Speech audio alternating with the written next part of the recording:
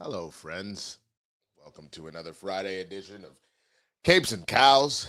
I am Winston A. Marshall. I am going to be hosting the show again today.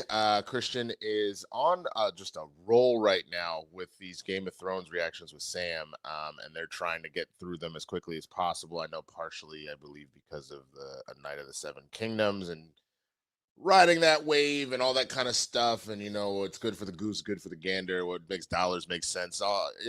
Some about feeding your children. I don't know. The point is they got to take care of that, which means that myself and again the lovely Chris will be taking over the Capes and Cows episode for today.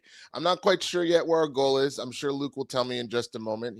He's producer extraordinaire. But we got a lot to talk about. We got to talk about the fact that apparently the Netflix CEO has confirmed more or less that Superman's early digital release was because it was underperforming, which is not great. It feels like he's just going to have this green light to, kill theatrical runs. We'll talk about that. We got to talk about how Supergirl's replaced its composer with a Zack Snyder collaborator. That apparently Chris Hemsworth really wants a Thor Storm team up for Secret Wars. I could not wish for anything more. Wonder Man is apparently really close to a second season, and there are Super Bowl plans for Supergirl, and it seems to be dealing with a disappointing trend. We got a lot to talk about, y'all, so buckle up, go get your capes, go get your cows, because it's time for capes and cows. Let's get it.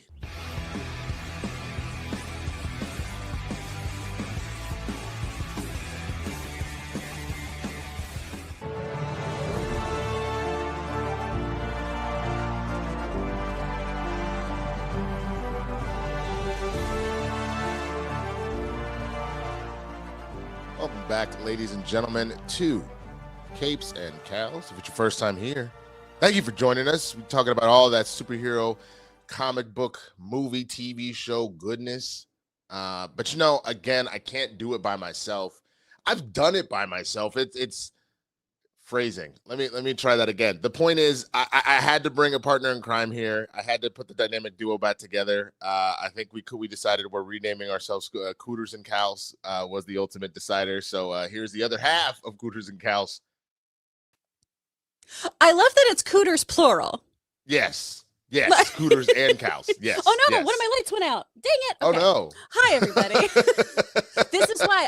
This is why y'all, like Etsy sellers, stop using these. Everyone uses these, and now I'm in a freaking light war, like a Martha May right. Whovier. You click one and it knocks the other one out. I agree with you. Yeah, me and my neighbor are battling. Oh, you think your neighbor did it? Yeah, I know it because we a light in our kitchen too has this, and he'll switch his lights on, and all of a sudden there's a rave in our house, which we're not mad about. Yeah, it comes on, Logan and I just both freak out, but when it's during the show, man. All right, how you doing? Well, you actually sort of know. I'm okay. Yeah. It was a very, very busy week. I pulled a let me see if I remember this correctly. A 20-hour day, a 12-hour day, and then a 14-hour day back to back to back. So yesterday I was supposed to come over and I got a call back for this film, and I was going to come over and have you help me do that since you got me to the callback stage. You gotta stick with the hand that you stick with. If it ain't broke, don't fix it. Yeah. See, tired. Couldn't cut all my metaphors. Just said. But right around when I was supposed to head to you about an hour or so before, because the missus is sick, I was like, oh shit, I think it hit me. And so I just wanted to be safe for you and your hubby and be like, you know what? For now, let me stay home and I'll try and figure something else out. I woke up this morning. I don't feel like sick, knock on wood. I feel exhausted still, but I don't feel like the whatever little flush fever I thought I was getting. I don't feel that anymore. Yeah. My sinuses aren't any more messed up than they are just by, snoring all night. So I'm just kind of like, okay, I think we're good. But we will see. But how are you is the question. I'm doing great, man. Well, first of all, we got to get you a neti pod, because that shit is fantastic. Flush it, flush it all out. It's disgusting. It feels horrible, but it works really well. Douche your face, it'll make you feel better. I'm doing great. Absolutely. Douche my face. That's amazing. You just gotta douche your face. I'm going to Disneyland after today's show, so You I'm really excited. son of a bitch. I I know, am so jealous. we bought Magic Keys last year, and they expire today. And What are this will Magic only, Keys? Are they like the so season that's the season year-long pass. tickets? We got like Okay. the lowest tier because Logan and I both had done an audio drama, and so we were like, let's use these paychecks for something fun. And this will only be our fourth time going to the park in a year, so it's been a waste of money. Well, how much were they? I'm so curious. Oh, I think our down payment was like 180 something, and then it was like 35 a month each. So not too bad. We've paid for ourselves to go to the park, but you're blacked That's what I was out for gonna the entire say. summer. So then, what? 420 plus. You said how much? Like 180. 35 a month. Or yeah, the down payment was like 180. So it's 600 for the whole thing. But I mean, That's not isn't bad. Each trip to Disneyland like $200. Yeah, that's before you buy anything in the park. That's just for like the ticket and the parking. Yeah. Parking's not included, but because we're on that low tier, we're on the SoCal tier, but it does pay for itself. That's why that company will never go broke, man. I swear to God. And that's why all of them are trying to play catch up, man. 105. 105 is the number. I'm going to jump into this story. Yeah. And then we're going to do 105 is very doable, considering we were trying to get to 221 last week. That was some nonsense. Insane. That was insane. So we can do 105. I believe in us. But let's get to this first story. The Netflix CEO seemingly confirmed Superman's early digital release was because it underperformed. There's Josh Wilding from Comic Book Movie reporting. Superman was released in theaters on July 11th of last year, and despite sluggish returns overseas, it was still the biggest superhero movie of 2025. The James Gunn-helmed blockbuster was closing in on $600 million when the DC Studios co-CEO announced on August 12th that Superman would arrive on digital platforms 3 days later. Projections of a $650 million final global haul plummeted, and the DCU movie finished its run with $616 million worldwide. A digital release just 35 days after its big screen debut hurt Superman's momentum and was widely criticized by those who support the theatrical experience. Exhibitors were also unhappy. Gunn was eventually asked to explain the decision and said, well, it's very complicated, but the truth is, it is because of Peacemaker. I originally thought Peacemaker was going to be coming out next month. There was a lot of things that are beyond our control, so that Peacemaker is coming out now. At the end of the day, I wanted everyone to be able to see Superman that wanted to, he added, even those people who couldn't get to a theater before Peacemaker, and that's really the reason for it. Peacemaker Season 2 premiered on August 21st with an opening episode that had little to nothing to do with Superman. Now, the truth of that early digital debut may have been revealed by Netflix CEO Ted Sarandos, who, if the merger pans out, will be in charge of Warner Brothers Pictures and DC Studios. Appearing at a Senate hearing, the executive was pushed on Netflix's commitment to keeping movies in theaters and replied 45 days is the industry standard for self-enforcement. However, routinely, movies that underperform, the window moves a little bit. Superman was a little shorter window. This has caused quite a stir on social media, with many of Gunn's detractors declaring this proof that Superman got an early digital release because it was underperforming in theaters. Others, meanwhile, have argued that Sarandos was using it as an example. Despite some conflicting reports, Superman's budget is believed to be around $225 for production and $100 for marketing. That's million, by the way. While it might have, can you imagine Superman costing $225? That would be absolutely hilarious. Oh, God. Anyway, while it may have broken even and ultimately turned a profit thanks to ancillaries like promotional partners and merchandise, it seems likely that Warner Brothers decided to pull the trigger on a digital debut because there's more money to be made there than from declining ticket sales. Ultimately, Superman was a big enough hit to warrant a sequel in next summer's Man of Tomorrow. Still, you have to believe Warner Brothers and Netflix will be keeping a close eye on how that and the likes of Supergirl and Clayface perform. Let's see. What is this? What is this? This is the Senate hearing. Okay, we can watch this very quickly. Let me know if y'all can't hear this.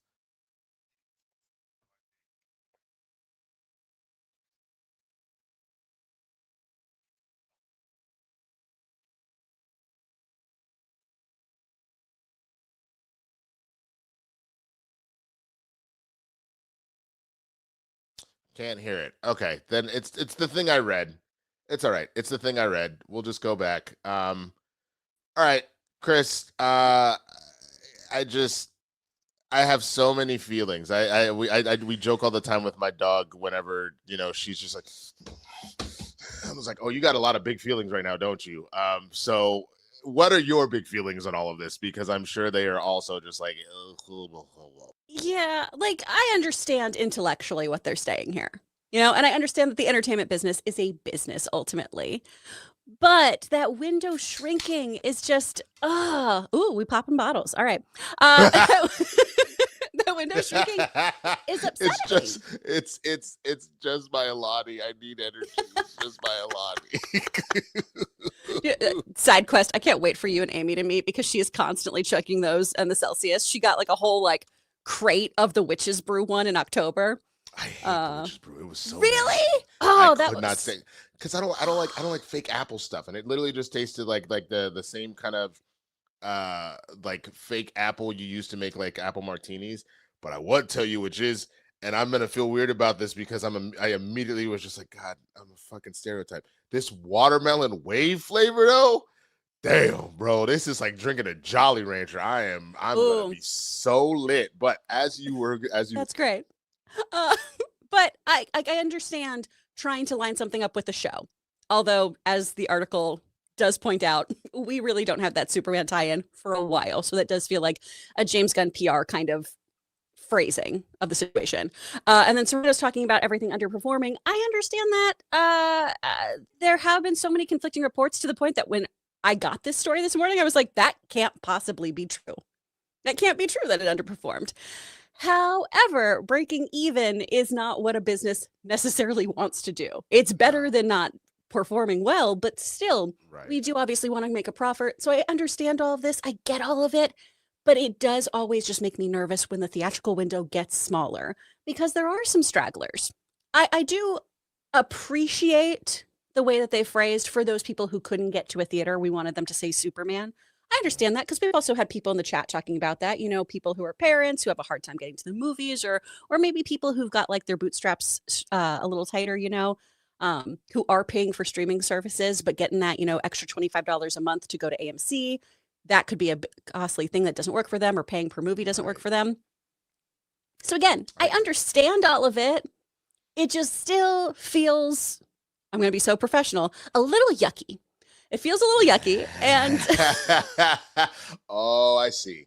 I see. Yeah, I see what you were going to say, but you found the PG version. That was good. That was good. Yeah, thanks. I'm trying. I already said, a word for poop earlier that I was like, dang it, I swore so early.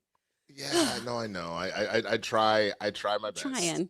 Because Lord, they were ready to take me out back like old Yeller last week. The way I was going, but yeah, my big problem is just that we are getting closer and closer to this whole idea of honestly not being. Do you remember that movie Surrogates with Bruce Willis? And so the idea that you don't actually go out in the world, you just have essentially an avatar that goes out in the world for you, and everybody just kind of lives in their little dwelling homes and they never leave and all that kind of stuff. No, maybe not. The look on your face, it looks like you don't remember. I haven't seen that. That's interesting. Ooh. Yeah. So that it wasn't the best movie. The idea was great, but the like a lot of ideas, it didn't execute all that well. But it reminds me of that, and that's what I'm really worried about. The more we silo ourselves, like I think that it is really cool that we have streaming, that we can watch whatever you want, more or less, like kind of at a whim. But we know that some of the drawbacks of that, like one, they're killing physical media. So the idea that like if they decide at any point, which happened a lot during the strike and right before it, of we don't want to pay out these creators anymore. This is off the platform. We don't want to pay for the licensing of this. This is off the platform. And then all of a sudden where you thought to yourself, oh, I'll always have, I mean, Friends is still there, but I'll always have Friends. Oh, they decided they wanted to pay David Schwimmer anymore. They got rid of Friends. This bullshit. And if you didn't own it physically, you're screwed. That's the first element. The other element is when I think about Spotify and everything else, someone had mentioned this idea of, when you are able to perfectly curate your own music, it doesn't force you to branch out at all. Like I find it so funny, without getting into a political argument and stuff, but people that are freaking out about, like, say, Bad Bunny playing the halftime show. Yes, I understand that he's mainly speaking in Spanish and stuff like that, but a lot of people will not have discovered Bad Bunny's music necessarily because they're not inclined to listen to the radio. They're just going to listen to the thing that they want to listen to. It also doesn't allow us then to talk about that stuff because, like, hey, have you heard so and so? Nah, bro, I don't even listen to that. Versus if it was on the radio, yo, do you hear that Bad Bunny song? You'd be like, oh, yeah, the one that goes, like, yeah, then great, and we're having that discussion. When you kill the theatrical experience, it's just you and your little siloed little family and nothing else. You're losing that opportunity to mingle with other people, to have the water cooler moment to talk about stuff, unless somebody in your immediate orbit says, bro, you have to go and see The Housemaid. You have to see it.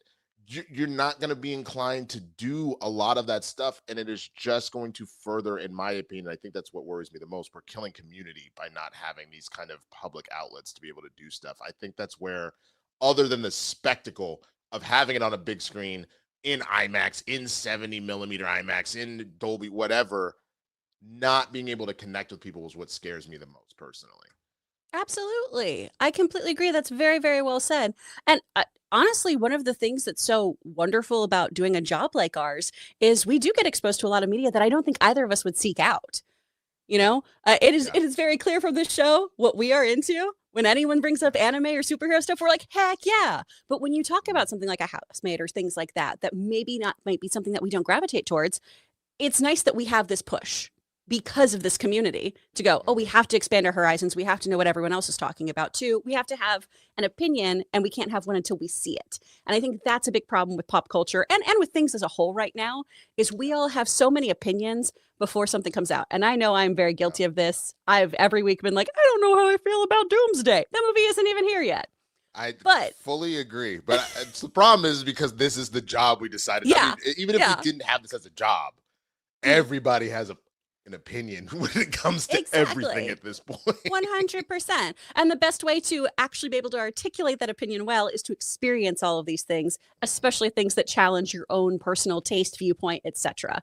And that's what's so great about the theatrical window, is experiencing that again with people who you do not know and realizing you're laughing at the same moments, you're getting choked up at the same moments, even though you're not walking the same path in life. That's really beautiful. I agree. I you know what I think really needs to happen, and this AMC marketing people, I hope you're listening to me and you're fans of Capes and Cows.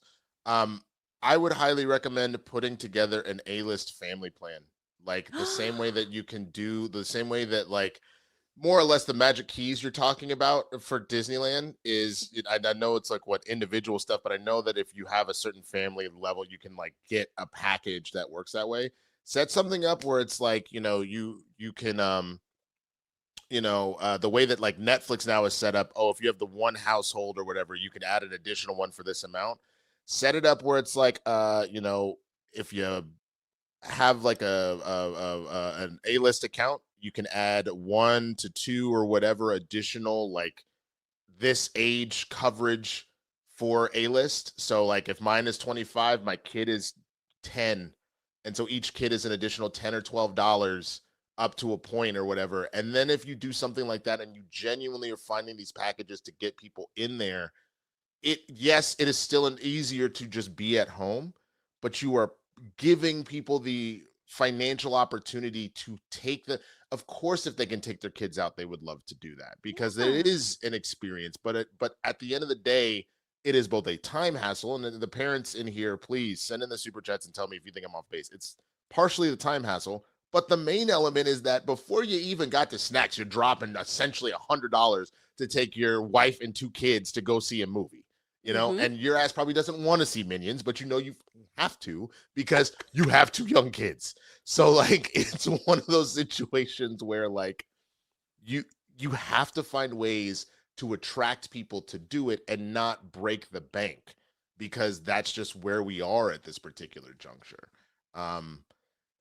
That, and people need to, companies need to stop being so greedy, but that's a whole other conversation for another time. But all that being said, we want to know what you think, man. Are you more worried again? I mean, we've had this conversation a couple of times about how Sarandos is very clear that he wants to kind of kill the theatrical window if he can. Based off of his comments and whatnot. Are you surprised? Before we move on just a second, I think the other thing that sticks out to me, I understand the PR of it all as like a head of a studio, that you can't just be like, we didn't exactly do how we wanted. But I'm not going to lie, it rubs me a little the wrong way that he kind of lied about, oh, it's because of Peacemaker. That's the reason. Like, they came up with an excuse, but damn, your new boss just threw you under the bus more or less and was like, nah, they just weren't making enough money. Like, what do you think about that? Because that also kind of bothered me a little bit. Oh man, I'm so sorry because I missed who said it in the chat, but I really love this of like, ooh, someone's already acting like their CEO. Someone's really taking ownership and acting like they get to throw their weight around already. Yep. Ooh. I saw that. And this is, well, I always think honesty is the best policy. I also think that a like united front makes sense. And I would have rather that James Gunn, because as I said earlier, like that's a very like PR media trained response. Oh no, we wanted the synergy of our shows, but you know, there's so many things going into this, a lot of stuff that we can't talk about. No, like if that's not true, then don't say that to me.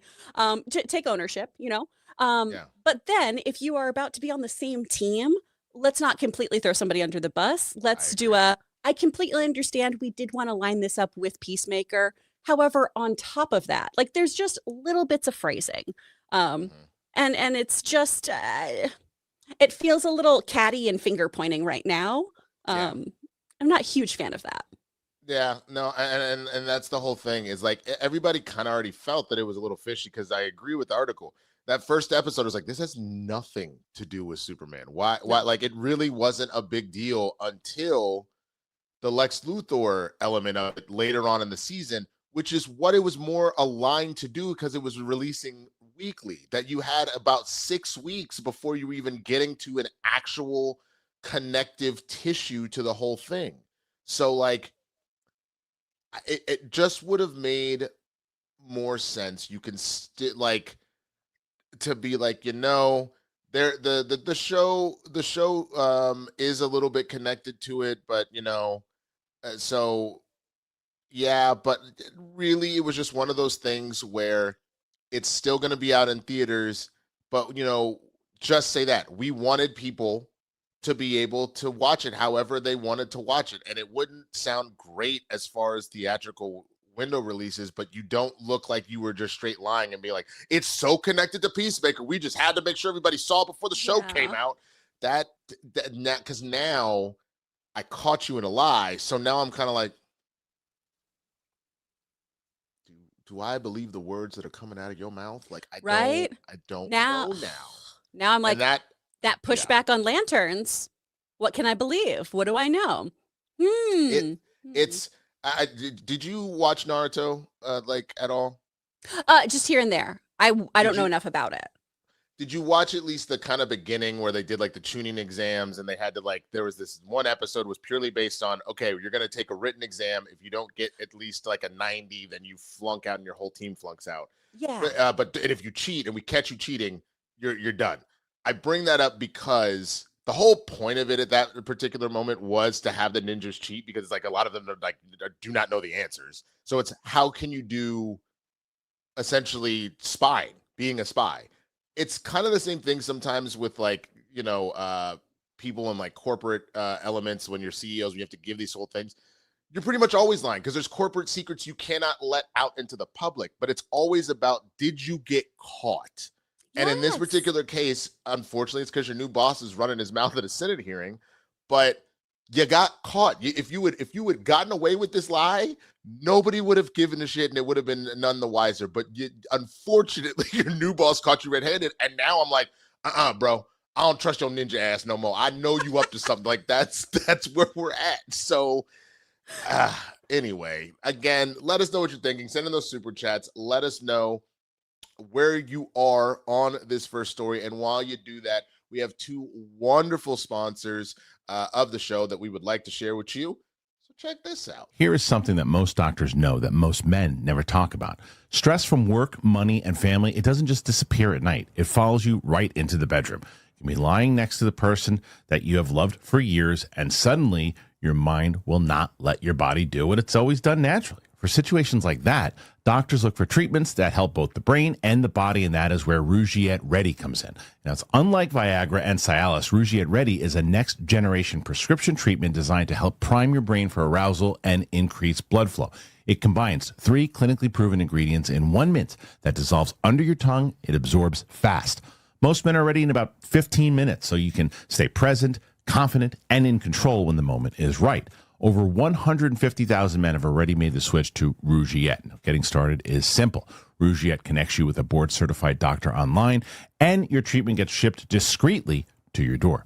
For a limited time only, head to Rougiette.com/Christian. Get 15% off of your order. That is RUGIT.com/Christian. Get 15% off your order. Rougiette.com/Christian. If you want to upgrade your morning routine, the way you do it, you got to start with your coffee. Trade. You know how much I love Trade. I can't talk enough about Trade. Love them. Trade turns your daily cup into a moment of discovery, pairing you with the fresh roast from the country's best local roasters. It's tailored to exactly what you love. It's a tiny monthly surprise that you look forward to every month. Fact, every single time I get my Trade coffee, I feel like it's Christmas. It's the best. Trade, it's the #1 coffee destination in the U.S. Their team of expert baristas, tasters, and Q-graders use real coffee knowledge to match you with coffees that you will love. They curate over 500 coffees so you can try something new with every delivery. Each bag is roasted to order and delivered fresh to your door at prices comparable to grocery brands, but with that cafe-level quality in every cup. It's very simple to do. You just take Trade's quick quiz. They find your perfect match. And if you don't think the first bag is quite to your liking, they're going to replace it for free as part of their first bag guarantee policy. I think I selfishly get the coffee because I like the way it makes my kitchen smell in the mornings. I just love their coffees in general. But then the taste of it, I just feel so exquisite with the Trade coffees. It's the best. They have variety. You get to try something new all the time. You can discover roasters that you never would have otherwise, and you can just figure out, I like this, I don't like this, moving on to the next. You have that personalization of the subscription itself. It bases it just on your taste alone. And the good news is that you support local roasters. Right now, Trade is offering 50% off a 1-month trial at drinktrade.com/Christian. That's drinktrade.com/Christian. You get 50% off for 1 month. drinktrade.com/Christian. Yo, shout out to our wonderful sponsors of Trade Coffee and Rougiette. I appreciate you so much. I just had to, Chris, I had to point this out because it had me dying. I started earlier. Someone goes, yo, Winston dressed like the Kando.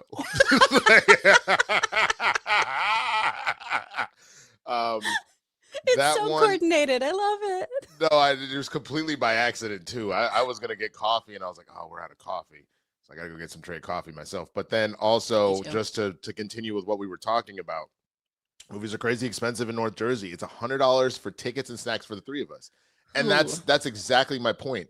If for Kristen and I'm like, obviously I'm not even doing the math that it's like 25, 28 per head. So call it about 56 bucks for our A-list for the month.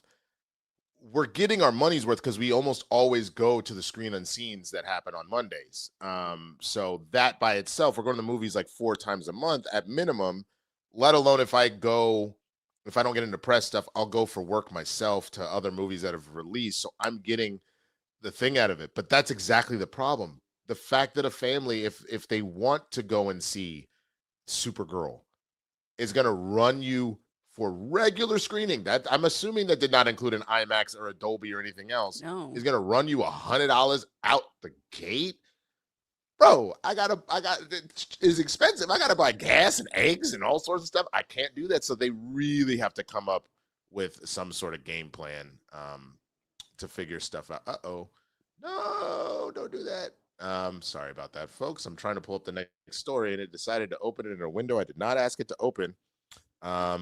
So yeah, my apologies on that one. So let me do. What are we gonna see? Let's see that browsing history, buddy. Hey, what we're not gonna. Well, fortunately, I don't know about you. I actually keep that stuff in separate browsers. I intentionally have a nothing browser, so all of the stuff that y'all don't need to see, no one even knows because the browser just doesn't exist anywhere on the main element of my stuff. I've never looked at filth ever in my life, not even one time. You know what you're not going to do? You're not going to James Gunn me and lie right now. I don't appreciate that. I'm just kidding, James Gunn. I'm just kidding, brother. Please don't blacklist me from everything. I literally just making jokes. Here's the next story. So Supergirl is replacing its composer Ramin Djawadi with a longtime Zack Snyder collaborator. This is Josh Wilding reporting. Superman was originally set to feature a score by the Suicide Squad composer John Murphy. However, relatively late into production, he was joined by David Fleming, who seemingly picked up where he left off. Now, in a bizarre coincidence, this summer's Supergirl movie has undergone a similar change. It was previously confirmed that Iron Man and Game of Thrones composer Ramin Djawadi, had been tapped to score the Woman of Tomorrow's first solo outing in the DCU. Well, we've now learned via official press notes for Supergirl that he's been replaced by Tom Holkenborg, aka Junkie XL. I love Junkie XL. Longtime Zack Snyder collaborator. He counts Batman v Superman: Dawn of Justice, Zack Snyder's Justice League, Army of the Dead, and Rebel Moon among his many credits. Junkie XL has also worked on The Amazing Spider-Man 2, Deadpool, and Godzilla vs. Kong. His music is vastly different from Djawadi's, and it seems likely that DC Studios decided Supergirl would benefit from a score with a bit more of an edge over traditional soundtrack. Talking about the DC user's approach to the Maid of Might, James Gunn previously said, this is really an anti-hero story. What I loved about the script that Anna wrote is that Supergirl's got a lot of baggage and a lot of demons coming into this, which is very different than where Superman is in his life. And having Millie being able to come in and play that and all the complexity of that and do it in a way that in a very human way where we can actually have empathy for her and have that dance of the humor and someone that has that toughness. It was such a gift to get her. It's really surprising the headspace Supergirl is in and the journey she gets to go on, which is very unusual for a typical superhero movie, which this is not. Supergirl, DC Studios' newest feature film to hit the big screen, arrives in theaters worldwide next summer for Warner Brothers Pictures and stars Millie Alcock in a dual role of Supergirl / Kara Zor-El. Craig Gillespie directs the film from a screenplay of Anna Neguera. I always mess her name up. I'm gonna plug this into Google Translate because I need to stop not being able to say her name. We'll do that while Chris is talking. When an unexpected and ruthless adversary strikes too close to home, Kara Zor-El, aka Supergirl, reluctantly joins forces with an unlikely companion on an epic interstellar journey of vengeance and justice. Alcock stars alongside Matthias Schoenert. Okay, that's another one I'm plugging in. Eve Ridley, David Krumholtz, Emily Beecham, and Jason Momoa, coming out June 26th of this year. Okay, so while I learn how to say Anna's last name, Chris, I gotta ask, are you hyped for the change in scoring? Like, are you a fan of Junkie XL? If you're kind of familiar with their work, does this feel weird to be doing what feels like so close to the movie? Though I guess we are because we're still like a good 4.5 months out. Mm-hmm. So that's plenty of time to kind of make those changes and whatnot. Where are your thoughts, kind of hearing all this? It does feel a little close. And I say that as somebody who does not intrinsically know so much about like the music portion of film, what goes into that. I need to ask my buddy Michael about this. Michael Traylor, who's on our podcast this week, is an editor for TV and film. He's done like Brooklyn Nine-Nine and stuff. And he's specifically a music editor. So I will find out more about, is this too close? Is this a bad sign? Or is this a red flag moment? Because I don't know enough about this. But that being said, as a person who didn't love a lot of things in the Snyderverse, those soundtracks slapped. They were really, really great. The score in those were fantastic. I agree. I think they're really, really great. And especially when you think about like those great guitar riffs that would happen and stuff, that feels in line with this Supergirl. So maybe that's what happened here, is that this just wasn't completely aligning with the story they were trying to tell, because music does reveal so much about a character. And it's one of the most powerful things when you pair something with an image on screen and you don't have to have any dialogue and it just tells everything you need to with those notes or with that guitar riff. So my hope here is that we do have now this really fun but complex dark sound that'll go with this. Because as much as I like, you know, a pop or rock cover in a trailer, which is very Gunnian, I love an orchestral score that is going to like evoke emotions out of me. And Snyderverse did that and did that really, really well. So I'm excited to hear this. No, I agree with that. So it's Noguera. That is Okay. way easier than I was making it. It's the other one. I don't know if you can hear this, but Sunarts is apparently how the other one is said. I guess that didn't come through, which is probably good. But Schoonharts, that is very Dutchian and very hard to say. I don't. Oh, but in English it's Schoenarts. Wow, English said "F you, Dutch." I'm not saying that. That's crazy. But no, I think I agree. The one thing that I would never put, like my issues mainly with the Snyderverse is just I don't love a lot of the characterizations of certain like staples. But overall, I actually did enjoy the films with a few exceptions. The scoring was never the problem. The scoring was, in my opinion, always very, very good. I'm a big fan of Junkie XL and their work. People that aren't loving The Amazing Spider-Man 2, I loved the scoring for that. So I didn't even realize that was Junkie XL for that. So even hearing that, I was like, oh no, I'm on board. Like, let's go. So I think that'll be great, and especially from the idea of this is supposed to be kind of our sci-fi epic of the DCU here. So this also gives you this opportunity to plug into that.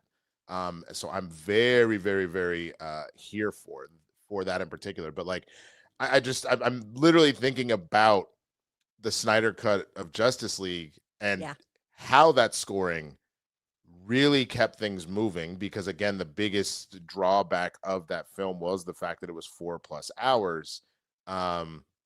For some, they loved every single second of it. For me, the older I get, I would have been that person if I was younger. The older I get, I'm like, no, bro, you can't have 4 hours of my time. You can barely have 3 hours of my time. You got your max is like 2.5. And if you can get me in and out in a good 90-minute romp, I am yes. And then save the 245s for like, it's an Avengers movie. You know what I mean? Yeah. But all that being said, I think that this is going to be a good addition to the team. I think that it will really bring in a nice little element to the film, and it's just going to round everything out personally. So and again, I don't think it's too late in the game. I think knowing you have that much time, you're going to have edits up until the point that you start doing premieres. So I think that's if they feel like they have enough time to do that, they're not going to push everything back. Go for it. Why not? But with that, folks, what do you think? Are you on the same page? Are you good with Junkie XL taking over the scoring, or are you like, hey, bro, it's February. You out doing June? What? Nah.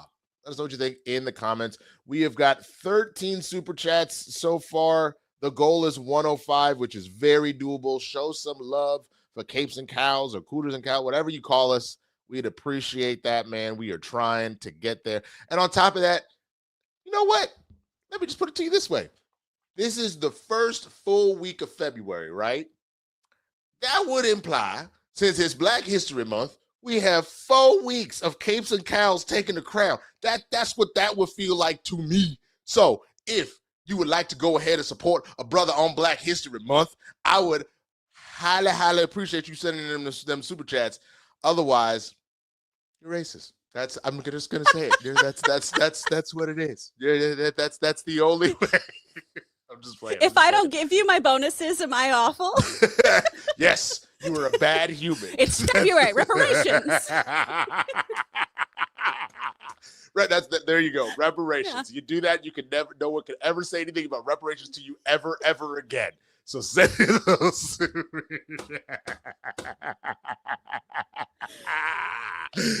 Oh, Jesus. Oh, we like to have fun here. All right, let's go to this next story.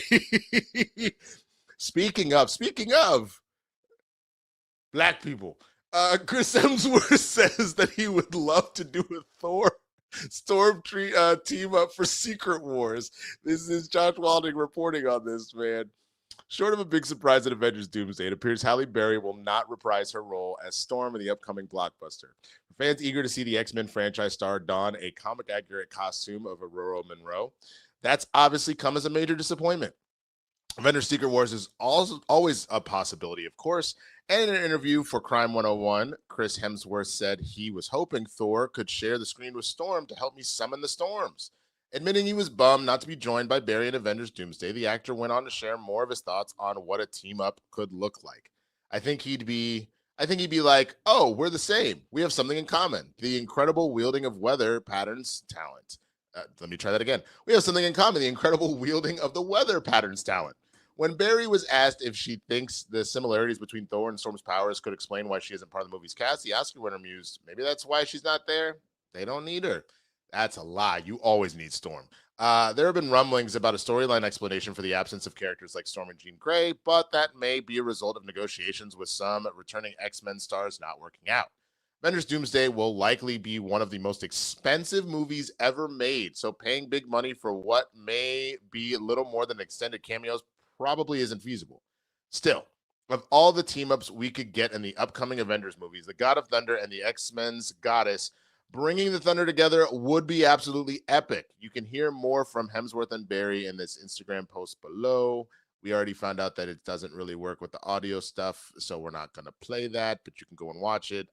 You've got the Doomsday coming out December 18th, and then Secret Wars dropping December 17th the following year. Okay, so it would 1,000% be incredible to see Thor and Storm working together in that regard.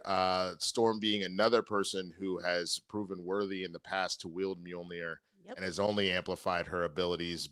She's already a goddess as far as controlling the weather, but then now all of a sudden she's got the strength, the physical strength of Thor, as well as her to me just makes her way too OP and broken. But Chris, what would you be about it? Would you want to see Halle Berry? Would you want to see Alexandra Shipp? Would you want to see whoever the next Storm is supposed to be? Who would you want to actually be in that team up potential? Oh man, given the kind of chapters finally really closing on this, I think it'd be nice to have Halle or Alexandra in there just so we kind of bookend everything that Fox did. But bringing in a new Storm would be fun because I want to see who these new X-Men are. And there's so much precedent for having Storm and Thor interact too in really cool ways in the comics. There's alternative timelines if we're getting into multiverse stuff where they're teammates and they've dated. In I believe it's X-Men Curse of the Man Thing, they combine their powers and they're able to actually control the entire world's weather. It's very OP to your point earlier, but it's so cool. I think it'd be so fun to see it. And that team up of Thunder and Lightning is just a no-brainer. It makes so much sense to have these same powers join forces. Ultimately, at the end of the day, I probably would vote for Halle Berry. Just again, to give her a little closure. She's come so far with where she started with Storm, with that dialect. And then where she ended with Storm. Yeah. Yeah. You're not wrong. You are not wrong, man. It's so fun to rewatch those movies and be like, oh, yeah, we did try something. We did. Do you know what happens to a toad when it gets struck by lightning? The same thing as everything else. Okay, girl. All right. But that is my most quoted line from the franchise, though. But by far, it's not even close for me. That and hi, I'm Charles Xavier. This is back. Go f yourself. Yep. Okay. Those are the two most quoted lines for me. Yeah. But yeah, no, I honestly think that that would be super sick. There's been plenty of examples of Storm controlling entire climates and or weather patterns for planets. I think the one that sticks out of my mind the most, just because I watched it so much growing up, was the X-Men the animated series. So there is an episode of where she gets kidnapped through a portal, and they're like, oh my god, who took Storm, only to find out it was a dude who's like, oh, I'm the king of this planet, I'm the emperor of this planet, our climate is destabilizing, can you please save it? And she is able to quiet all of the storms herself. Turns out it's because they're using this technology that's essentially just sapping the earth, the planet of its balance and all that kind of stuff. So essentially, Storm just has to be in a constant form of meditation in order for she becomes. They make her queen of the planet, but she actually is like a slave more or less because she's having to constantly fix the problems of the tech. So it's like a really, really interesting episode. But if you ever needed proof beyond just like every time in the animated series, it'd be like, I, the weather goddess Storm, summon lightning. And then like, yes, shooting lightning is cool and ridiculous, but they really pigeonholed her for a while in that show. You got to be like, bro, she's controlling an entire planet's weather simultaneously. That's insane. Mhm.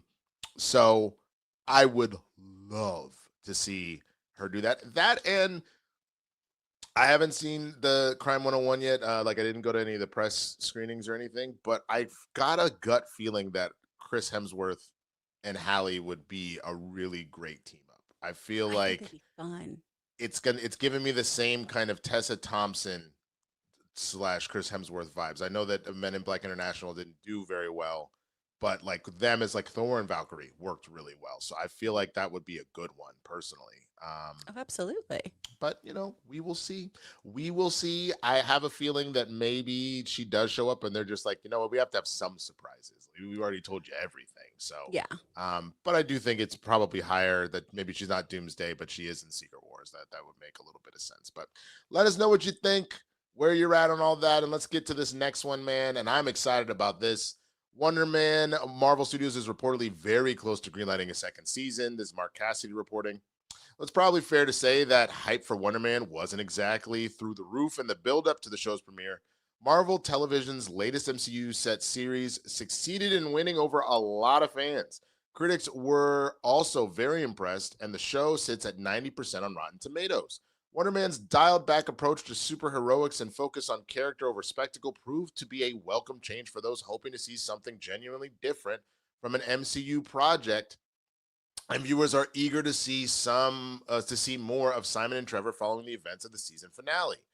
In Yucca Valley, Trevor Slattery sacrifices his freedom to keep Simon Williams out of prison, taking the blame, I guess spoiler alert, taking the blame for the explosion his friend caused by once again posing as terrorist leader, the Mandarin. The final scene, big spoiler alert here, final scenes, Simon uses the full extent of his mysterious abilities to break Trevor out of the Department of Damage Control custody. This was obviously never going to be the last we saw of the two. Scooper Daniel Rickman is now reporting that Marvel is very close to giving a second season of Wonder Man the green light. Whether this means an official announcement is imminent is not clear, but if the studio is planning to continue the show, the trades will no doubt pick up the story. If the show does return for another run, it would be just the third live-action Disney Plus Marvel series to get a second season after Loki and Daredevil Born Again. Season 2 premieres later this year.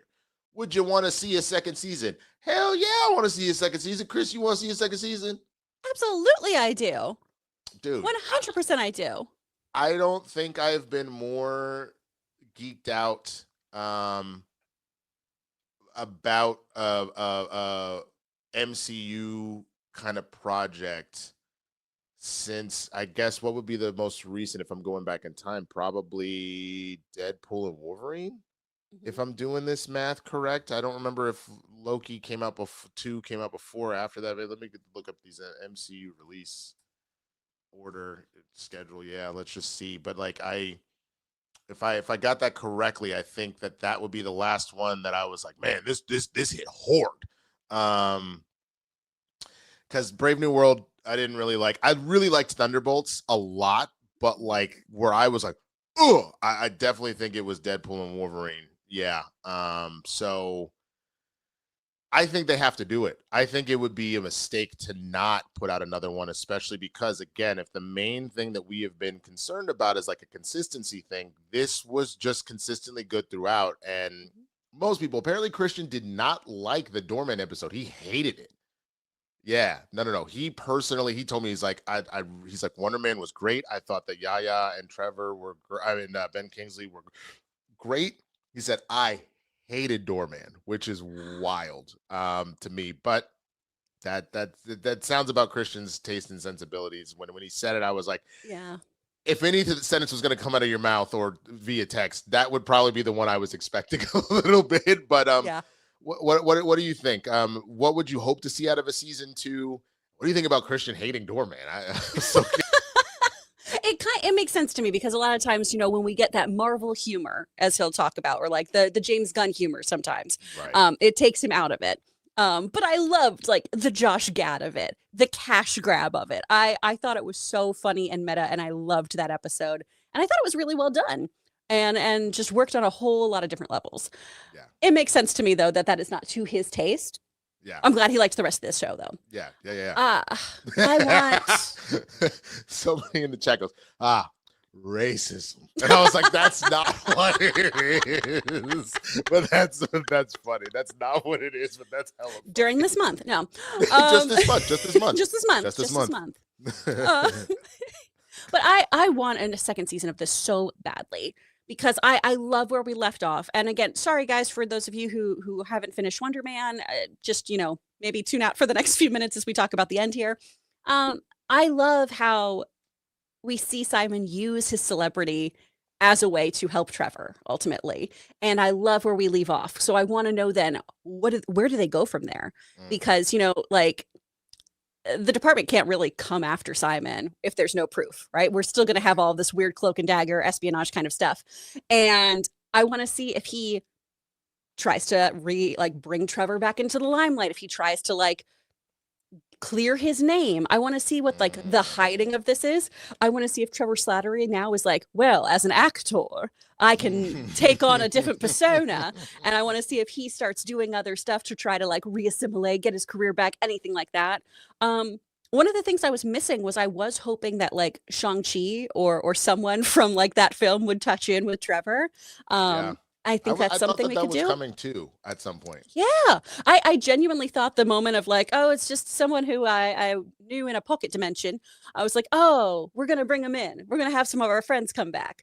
So there's a whole lot of stuff you can do here with them, and we've just kind of hit the tip of the iceberg when it comes to all of the industry know-how and insight.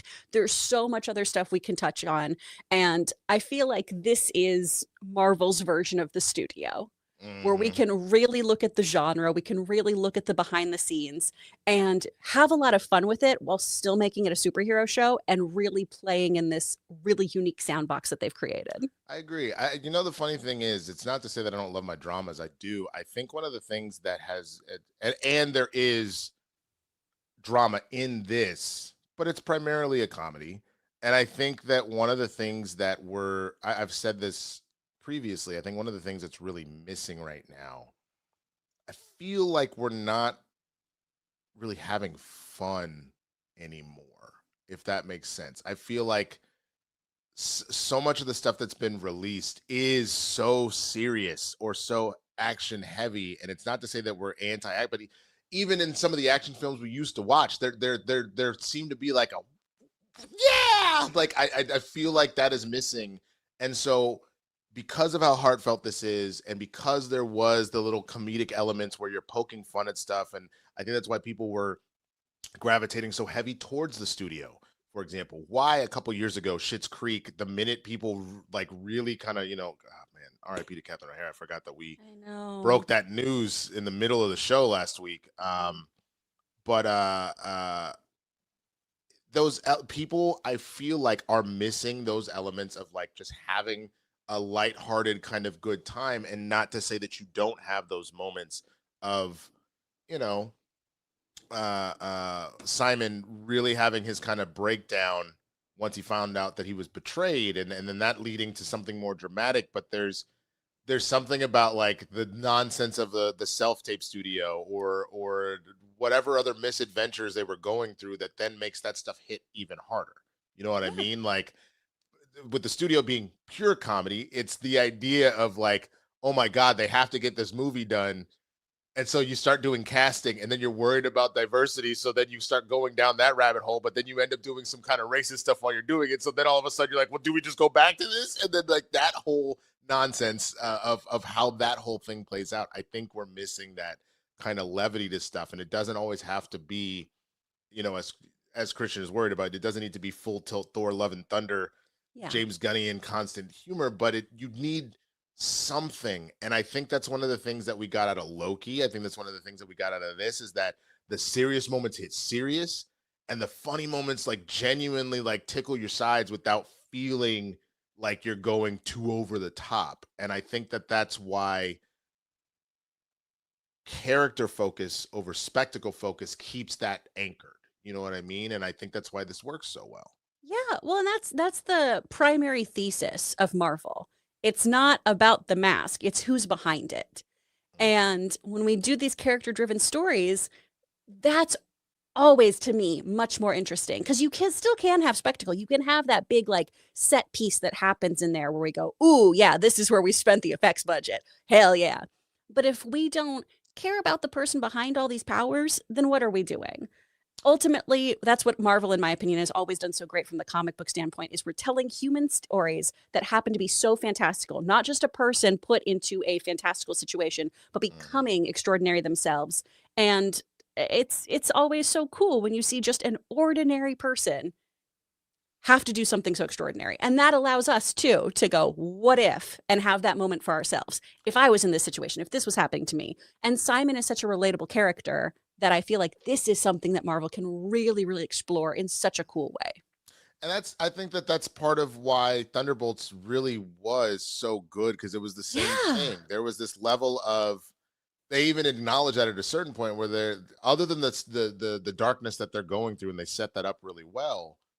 It's the idea of like, okay, we all like shoot and like really good and punch really good for regular humans, but what do you do when it's an existential like world-ending threat and you can't shoot or punch it? And them having to figure that out, it gave us this idea of like, yeah, there was still action in there. And so like, okay, well, Bucky can run in and flip a van that's about to crush somebody, but it's like, we got to figure another way out to do this. And it becomes more interesting because if everything is blow up, punch, punch, punch, it gets old. That is why the potential fatigue is there, is because you've lost what truly makes it special. And I think having more moments like this and more moments like Loki and all that kind of stuff, that really is what are drawing people back in. So stop with the idea of we have to throw $500 million at it to do it. I think you save those $500 million for your doomsdays and your secret wars, but the rest of it, you got to give us something that anchors in. So because this is where having too many tech bros at the head of all this is crazy. Look at story structure. It is the idea of you need to go on this journey so that when you get to your actual like peak and it's the final battle and everything else, you're like, it's go time, baby. He has to use his acting to trick them so he can get in there and then use his powers. Like that's what we want to see. You know what I mean? That then it feels earned that he's like, oh, bro, he Trojan horsed his way in. He was like, night, boom, and then he uses his powers to blow everything up. That would be awesome. I would love for that, you know? Absolutely. So with that being said, what do y'all think, man? Do you want a Wonder Man season 2? Are you good without it? Where is your heart lying as far as all of that goes? Let us know down in the comments. We got one more story to cover before we get to your super chats, and we're rolling along. We're at 27, y'all. That we're trying to get to 105 to tie, 106 to win. That is very doable. We got an hour left, so please keep sending in those questions that support your thoughts and opinions on all of these stories. We greatly appreciate it. This last story, DC Studios' Super Bowl plans for Supergirl continue a disappointing trend by Superman, says Josh Wilding from Comic Book Movie.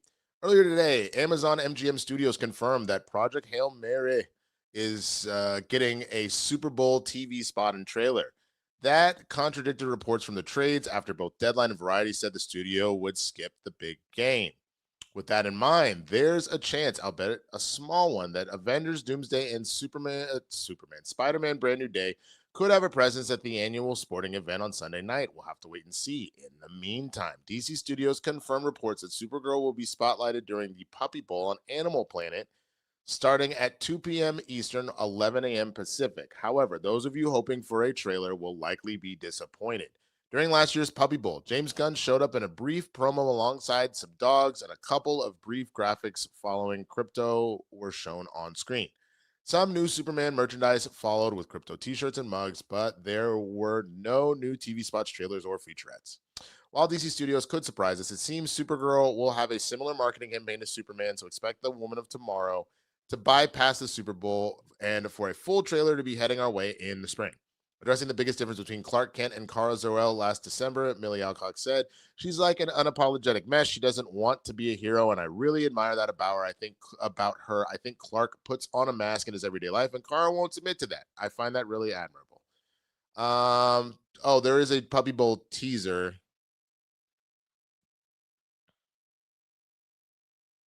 I know you can't hear it. She's just saying, "I play Supergirl, and these are puppies." Okay. Yeah, all right. I don't I didn't know that that's what they did last year. I think I was just like so into the game that I didn't even notice that they did not put anything, especially because there was like a weird thing where like all of these stories apparently dropped with like the full commercials and shit like an hour before the game started. It was really weird. So I was just Yeah. like, whatever. If the Puppy Bowl, as much as I love it, I love the Puppy Bowl. Like, love the Puppy Bowl. If it was more of a mainstay as far as like, because it is on Animal Planet, so it's not like it's running on the same network that's doing the Super Bowl. If it was more of a mainstay, then I'd be like, all right, cool. But otherwise, I'm like, I don't know what really. That's what we're okay, sure. So it like, how much marketing is that really doing? Because I feel like the Puppy Bowl is still very niche. If I'm being honest. I mean, what are your thoughts when you kind of hear this? Well, it should be no one's surprised that I friggin' love the Puppy Bowl. Well, it's 'cause I it's love it fantastic. so much. It's It's so fantastic. good. It's so cute. There are two things I love so much in this world: puppies and puns. And you're fighting for the Lombardi trophy? I You forgot shut about up that. right now. Ah! It's not just that; it's the fact that the halftime event for the Puppy Bowl is the Kitty Bowl. The little And then kitty one bowl, what's year, up? they had a halftime for the Kitty Bowl, and it was, I want to say it was like the Hamster Bowl or something like that, if I Yeah. remember correctly. So It's yeah. adorable. I want to be the referee. How do I get that job? Animal Planet, call me. Let me do it. I'll do it for free. I'll do it for snacks. Oh my gosh. My day rate? Nothing. But I really I make everyone watch the Puppy Bowl because I still don't. I think it's the Seahawks and is it the Patriots? We're playing good against for them? you. Okay, there we go. Wow, wait a minute. I- I'm so proud of you. Thank you. I'm going to a party on Sunday, and I'm excited that I know which teams I'm rooting for. Quick, do you I'm know what a safety is? a pin. It is when a team on offense ends up in their own end zone and gets tackled. So the defense gets 2 points, and their team now gets the ball. Oh, okay, I'm gonna The re- yell that out, and everyone's gonna be like, "What?" The only reason why I asked, because it's obscure enough, it doesn't happen all the time. And the Super Bowl where the Seahawks played the Broncos, the very first play of regulation that wasn't a kickoff was a safety. That never happens. Some dude put like a Oh. $20 bet and made like $50,000 off of that because the odds are so Damn. astronomically ridiculous. Of the very first play as a safety, this dude just overnight made 50K. Like, Okay, so note to self: I need to just do small bets on obscure stuff that usually doesn't happen. Then profit. there you go. And then all of a Okay. sudden, car, house, like just yeah. Yes. Once again, you all will know. You'll know when I have money. You'll know. There'll be signs. There'll be signs. I won't say it, but there'll be signs. There'll be signs. So I force everyone to watch the Puppy Bowl. I usually like will bring my laptop and put it on in like another room and be like, "Puppy Bowl's over here." So I don't mind this at all. I also, unpopular opinion probably, I'm pretty tired of the like commercial for the commercial, the teaser for the trailer, like all of that. Just after a while, I'm like, you can let me see the thing. I don't need a big buildup to a Cheetos commercial. I don't need to have a 45-second advertisement that a trailer's dropping soon. Yeah. At least not on my television. In my socials, I think that's smart. As I'm scrolling around, oh, hey, I can look for that and I can go to YouTube agree. later on this week.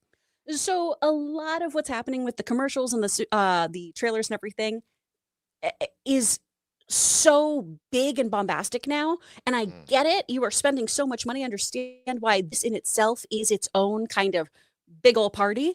But my Super Bowl already happened. The Muppets premiered this week. So anything popping up here, I'm just kind of like, I'm good. Which is 1,000% fair, but I agree with you.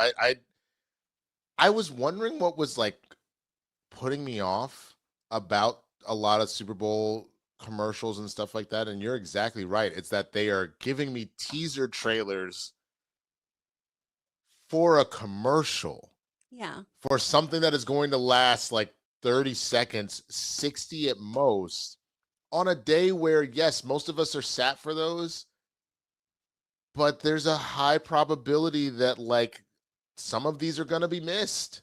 You know what I mean? Even though it's become a big deal, like there was also something very fun about the complete surprise of it all. You know what I'm saying? Where you didn't Yeah. know that all of a sudden there was going to be a little kid dressed like Darth Vader trying to use the Force on things, and then he accidentally turns on the Volkswagen and he scares himself. Like, can you imagine being like, for weeks, it's like, and it just says like February 6th, and you're like, oh shit, it's Star Wars, and then you get there and it's Vader Kid, you'd be like, bro, this Volkswagen, like all, like you would be so, it is getting to be a little too much. Out of hand. It's getting a little out of hand. I agree, and especially knowing you're already spending God knows how much money on this damn thing. You're going to spend even more just to tell me that we're getting another Uber Eats commercial with Bradley Cooper. Like, you know what I mean? I know you are. He is your spokesperson now. I that makes logical sense. I don't like so. Yeah. And to be fair, I understand. Like, this is a great time to put out your ad and have it have that spectacle feel to it. And that's something I'm always talking about. We need to make movies feel like spectacles. We need to make them feel like events. Get people in theaters by giving them all that hype and everything. But when you bombard me with the messaging, it doesn't feel as special. Right. Because I think that was the whole part of it too, was the idea of, I don't know, what it feels like. Do you do anything for Valentine's Day?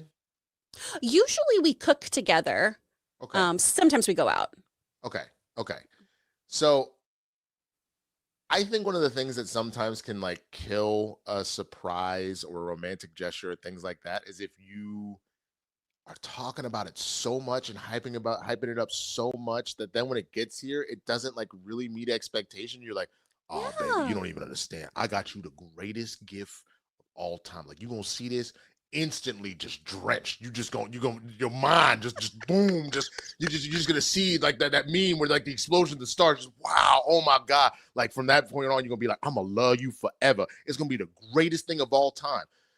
It could be the exact like puppy that she wanted and everything else. But if I've spent the last 2 months hyping it up, she's probably out here thinking, yo, did he get me a trip around the world with like Michael B. Jordan and shit? What could this possibly be? Yeah.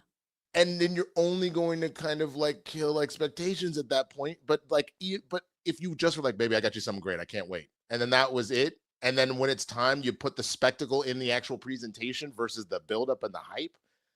Because those Budweiser commercials back in the day with the what that, like those were fun because it was just like, what the that's wild. Yeah. What is this? So yeah. Commercials don't need foreplay. No, they really don't. Those are quickies. Those are we're at the bar. Hey girl, give me the car in 5 minutes. I'm gonna see you in the car in 5 minutes. Okay, you know what I'm saying? Like, what's up, like, indeed. Exactly. It's like it's we're walking at in downtown Burbank. Hey girl, yo, meet me in the back of the movie theater in like 5 minutes. Like we gonna meet me and Superman. Nobody goes to that movie apparently. I just walked by that caked up Batman statue. Let's go. Yo, Batman thick with 2 C's on that statue, bro, for no reason. Like for the John Stewart one. I'm always just like, literally. It's because it's John Stewart. That's why. That's exactly why. Hal Jordan's ass just. Flatter than the Joker's forehead. just.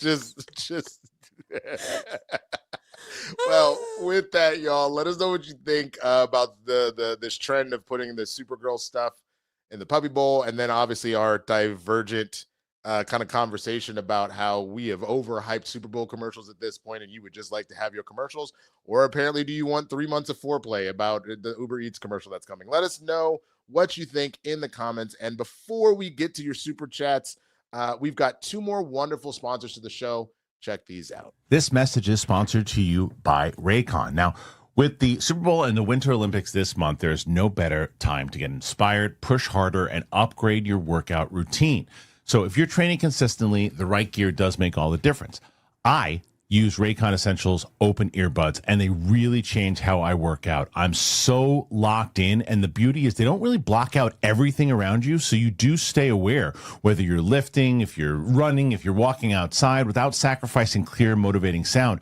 Your music or your podcast, it stays crisp, and you stay focused and safe. And right now is the perfect time to grab them because they're 15% off. Regular earbuds, they block out like everything. You can't hear if someone's calling your name. You can't hear if a car is honking. You can't hear anything.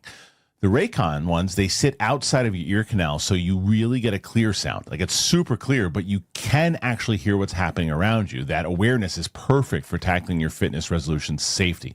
Now, Raycon has over 3 million customers, and the sound quality is just as good as the way more expensive brands. They're half the price because they're not paying for celebrity endorsements and all that retail markup stuff. And if you don't like them, they have a 30-day guarantee.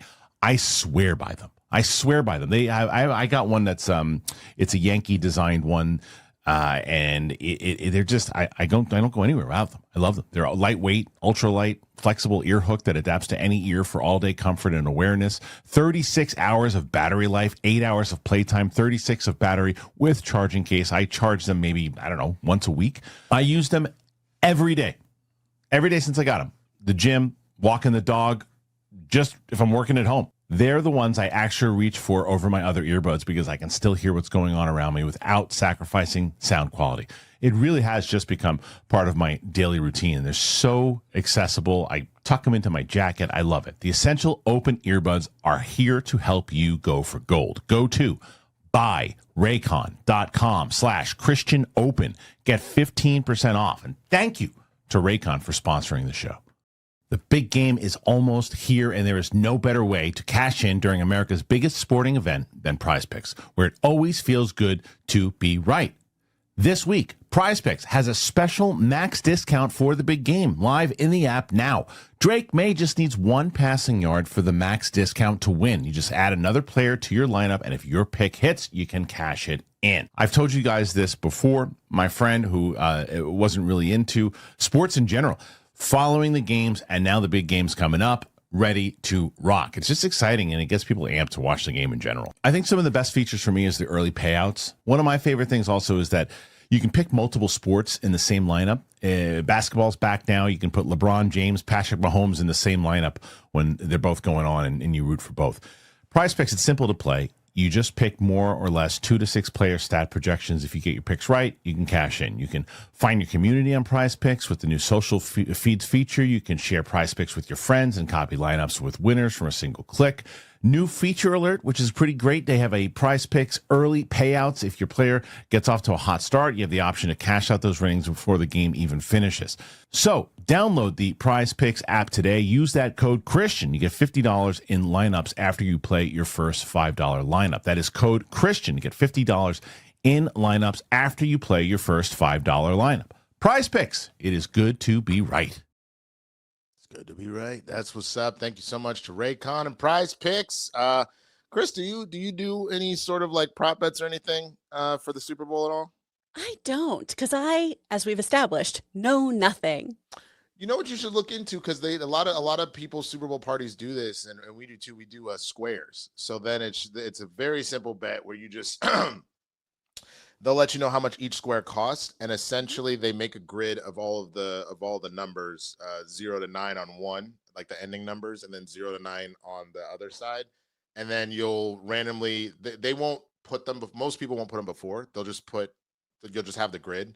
You'll write your name on however many pay for those boxes, then they'll randomly assign the numbers. And each quarter that the score ends, if it say ends 7-0, then if you have 7 on this team and 0 on this one, then you win the square and you get the payout for that quarter. It's a really easy bet. It's completely random. It's not You don't have to think about it and go, how likely are the odds of a... damn, I went into a full Patrick Mahomes. Yeah. Jesus Christ. How likely are the odds for a safety? Sorry, my bad. Anyway, no, it's a lot of fun. So I definitely recommend that. And I would also, shout out to Prize Picks though. I'm probably going to be doing some Prize Picks myself. But I also have to just point out real quick before we get to these super chats. People were like, Drenched is crazy, which is hilarious. Someone said, "Damn, Winston doing his Barry White impression." That's. Hey girl, go ahead and meet me in the back of this apartment in about 5 minutes. I know everybody's right here, but just meet me in 5 minutes. It's fine. I'm never gonna get it on. Patrick, what are you doing here? Well, I tore my ACL, so I'm not in the Super Bowl this time. So I just figured, I would come and hit on you. One of my pals messaged me during the Muppets and was like, "What is up with Kermit's voice?" And I went through the whole thing with her. And then she was like, "Patrick Mahomes sounds more like Kermit than this guy." I was just like, "Oh, damn!" Which is hilarious. That's the whole thing. Is that because I wondered if you knew that like, yes, Patrick Mahomes is made fun of all the time for sounding like Kermit the Frog. Well, we went out there trying to give 110%, but it just really didn't work out this time. Andy had some really great plays. Kelsey was out there getting open and whatnot, but I just didn't make the play I needed to. Kind of tore my leg up. It happens, but I'm gonna come back stronger next year. I'm going for that MVP, going for another trophy. Trying to be Brady. You know what it is. All right. See you later. I love him. Yeah, no, for sure. For sure. I also, damn, that no wonder that if you guys said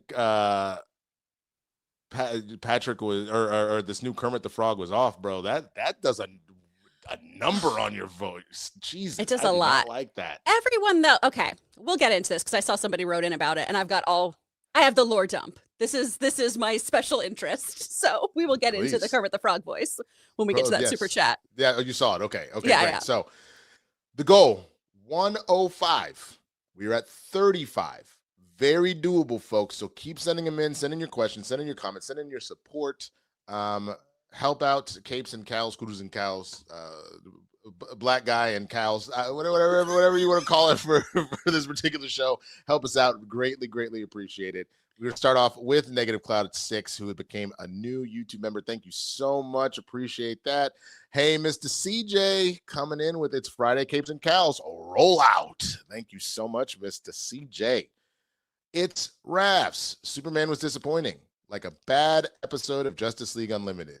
Damn, like a bad episode of Justice League Unlimited. Whoa. Were there bad episodes of Justice League Unlimited?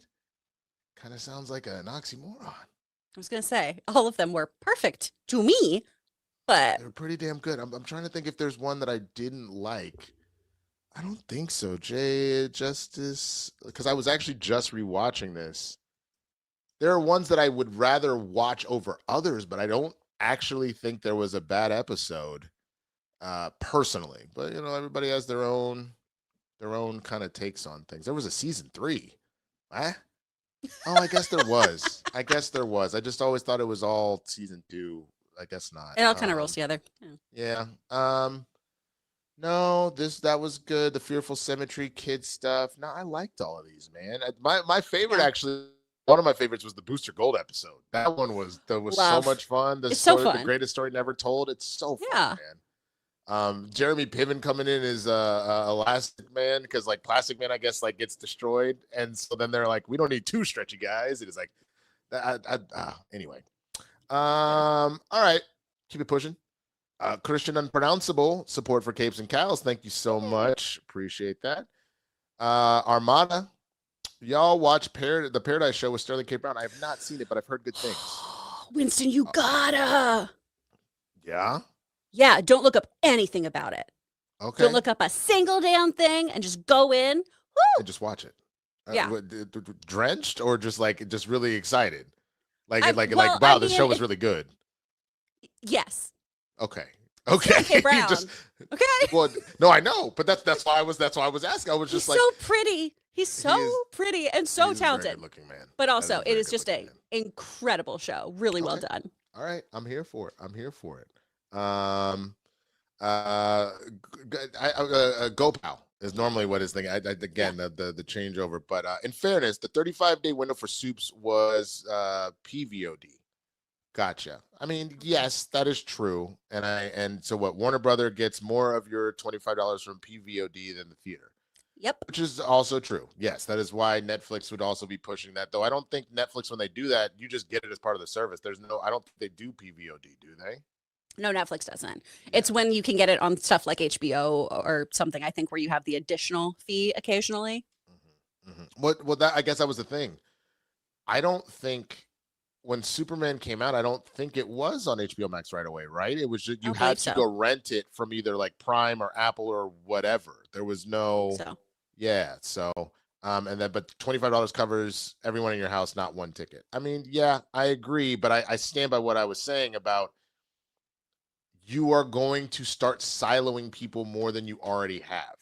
So from the idea of this type of stuff was meant to bring us all together, you're gonna kind of kill that. And when you're in a world already where like we've joked about or just mentioned how Gen Z, I guess, is not super into sex. Like there's like studies that have come out about that. But B, there was another study that came out of like they want to see movies about people just like making friends, which was like depressing as shit, being like, I just want to have a friend. And everything is the internet. Everything is TikTok. We're not actually talking to each other as people and spending time with people. The idea of, okay, you're just gonna like shit, bro. Like, I don't know about you, but the whole reason I was able to find my other half is because I was out doing things with people. And then there she was in that group of people that I was doing things with. I think that this is going to further silo us away from each other. Absolutely. Well, you know, Logan got with me because of light stalking, but yeah, that's it. That is true. I didn't know that, but you had to. But he did that through other people that you were socializing with. We had to go out and do things, and him be like, "Girl, I'm gonna wear you down," and he did.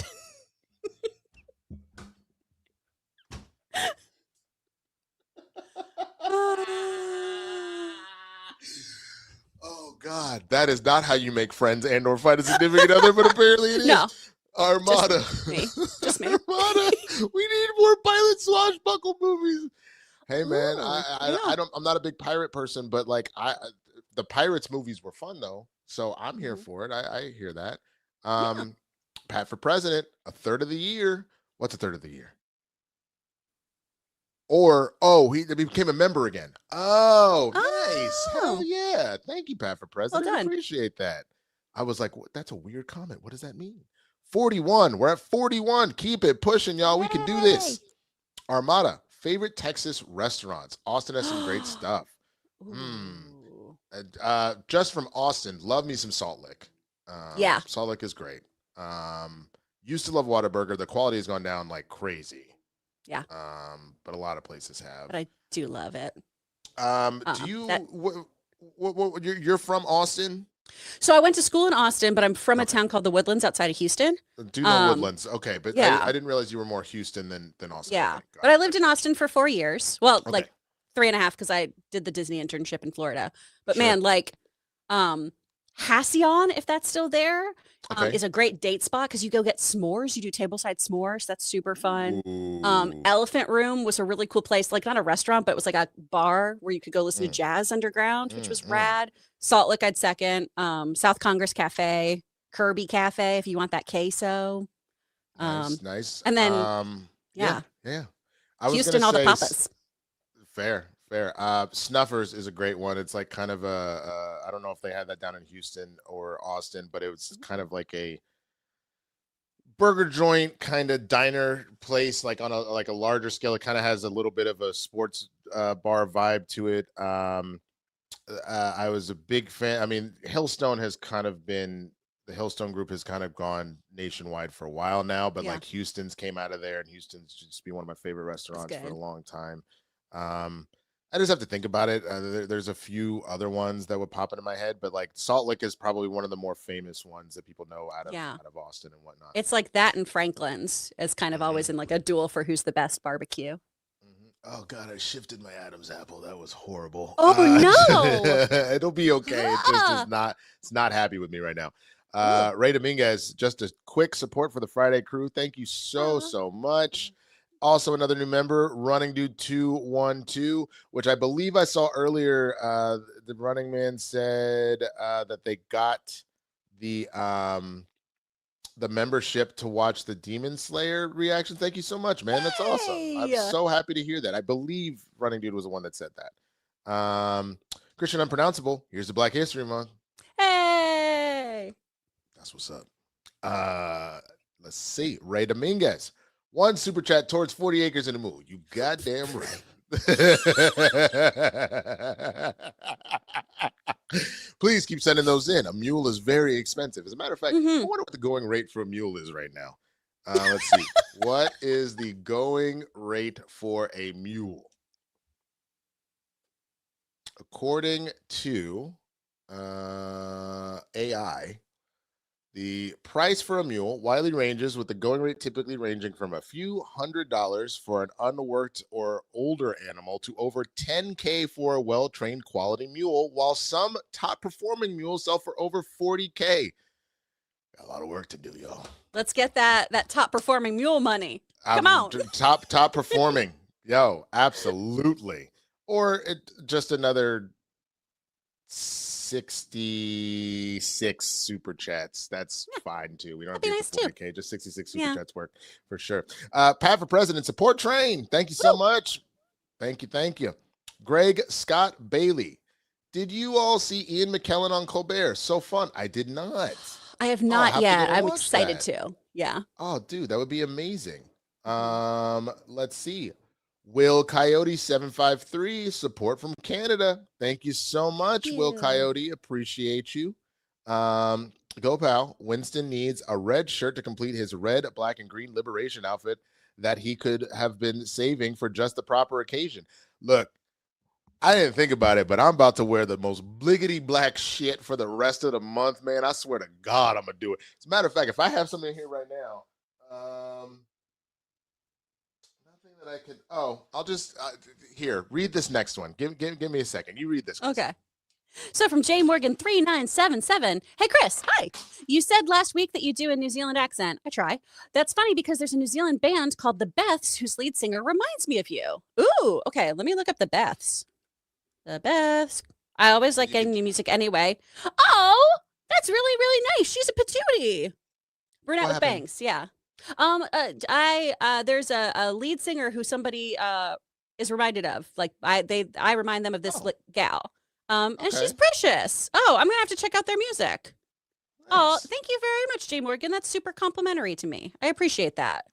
Nice. Well, what I decided, at least for right now, is that since I needed to have something to rep Black History Month and whatnot, I was gifted this at the end of the Schmodown. Since I was kind of like the main one that helped push out like a Black Cinema Slice on the thing. So I'm just going to hold this. I was gifted the Black Cinema Slice when we shut it all down. So I'm just going to hold this for the rest of the episode. And that'll be my thing. And then next time I'll worry about my my outfit for sure. But okay, the Beths, you said. Let me look this up. The Beths, yeah. That sounds like I see it. I can see it. She's like a cousin of yours. Yeah. Very cute. Check out her music. Val. I am partial to We Are the Future, Charles, not them. Quotes from the X-Men. Oh, yes. That man, you would have been good at the quote slice. The way to go. Dude, I constantly am just like, why did I not know Harloff back then? Yeah, dude. When did you meet him? I did not meet him in person until like a year ago, maybe 2 years ago. He met Logan before he met me. He ran into Logan at CinemaCon and was like, "Oh, Chris Carr's husband, what's up?" That's wild. I thought you guys knew each other for years. I had no idea. I don't know anybody. I am barely on the internet. I don't know anyone in our sphere. That's why every time I'm like, "Oh, Luke, hi, nice to meet you." Like I don't know anyone. I'm so internet dumb. I feel like I'm regressing. I just feel like I knew a lot, and now I'm kind of going backwards. But I don't know. I just Pat for President. No browser histories for harm to the making of the stream. None of the ones y'all have access to. Matt Krugman. Chris was right on the money with those Snyderverse scores with the guitar riffs, and the Lion Earth did roar from the Snyder cut is a blessing to the ears. Lion cut roar. The Lion Earth did roar. I don't know if I know that specifically. I'll have to look that up after the show. But I loved the Junkie XL scoring, so I'm again super here for it. Peter Stone, Superman was a hit. The end. Ted S. literally called it a hit last month. Congress literally called that along with Minecraft and F1, but it was conveniently not clipped. Okay. I was wondering about this because I was like, didn't we report on how it was doing good numbers too, like on those digital downloads? And didn't it? Okay. Because also, I can't keep track of all the things we cover, you guys. I'm sorry. I'm a goldfish. But man, I mean, same, I did feel like I was taking crazy pills. Okay. Yep. I get it. The G-Man. Hi there. Some support for you two. The G-Man, you a real one, man. Real one. Tribal Chief. The article leaves out that Superman still was doing numbers after it went to digital, something this show covered. Yep. I appreciate everybody kind of calling that out as well. But yeah, no. Michael DA81, support for the lovely Chris and Winston. Thank you so much. We appreciate it. 44, y'all. Come on, we can do this. We still got 30 minutes. Pat for president. What are some Super Bowl commercials that live rent-free in your memories? The good, the bad, and the cringy. That's a great question. You got any that come to mind? I'm trying to think of specific ones, but okay, look, anything that has a baby talking, like adult speech, you get out of here. You get out of here with that haunted nonsense. I hate it. I hate it so much. Ugh. Yeah. Which ones? Let's see. The What's Up ones were always, I mean, really all So of fun. the Bud Light ones for a while. The What's Up, the Budweiser frogs were good. The first few, you're not yourself when you're hungry. Yeah, Commercials were really good. Snickers ones, yeah. No, there've been some good ones over the years. I'm really partial to the Doritos. I did three. I did three Crash the Super Bowl Doritos commercials. One where I was cast in one, and it was really, really like high production value. And then two that one that I wrote, started, directed, produced, and one where my roommate wrote and directed, and then I produced and was also in. I'm very partial to both of them. I thought that they were genius. I thought that they should have been at the Super Bowl. One of them, like, we got you've made it to the next round of stuff. We'll get back to you if nothing ever came of that. I'd never heard another thing whatsoever, but at least I was like, oh, I made it at least through some of the noise. I really, really like that. You know what? If we hit our goal today, the 106, I will play that commercial. I have it buried here somewhere. Yay! Okay. It was a lot of fun for sure. But yeah, let's see. Go Bow. What if the Cheetos ad had Ashton Miller and Shaggy? What if the Cheetos ad had Ashton Miller? I don't think I know who Ashton Miller is. Like Ashton and Mila Kunis? Oh, Shaggy. Is that who we're talking as in, about? like, And then wasn't- Shaggy it the wasn't singer? me? Did they do a? Oh, they did that before, didn't they? It wasn't me.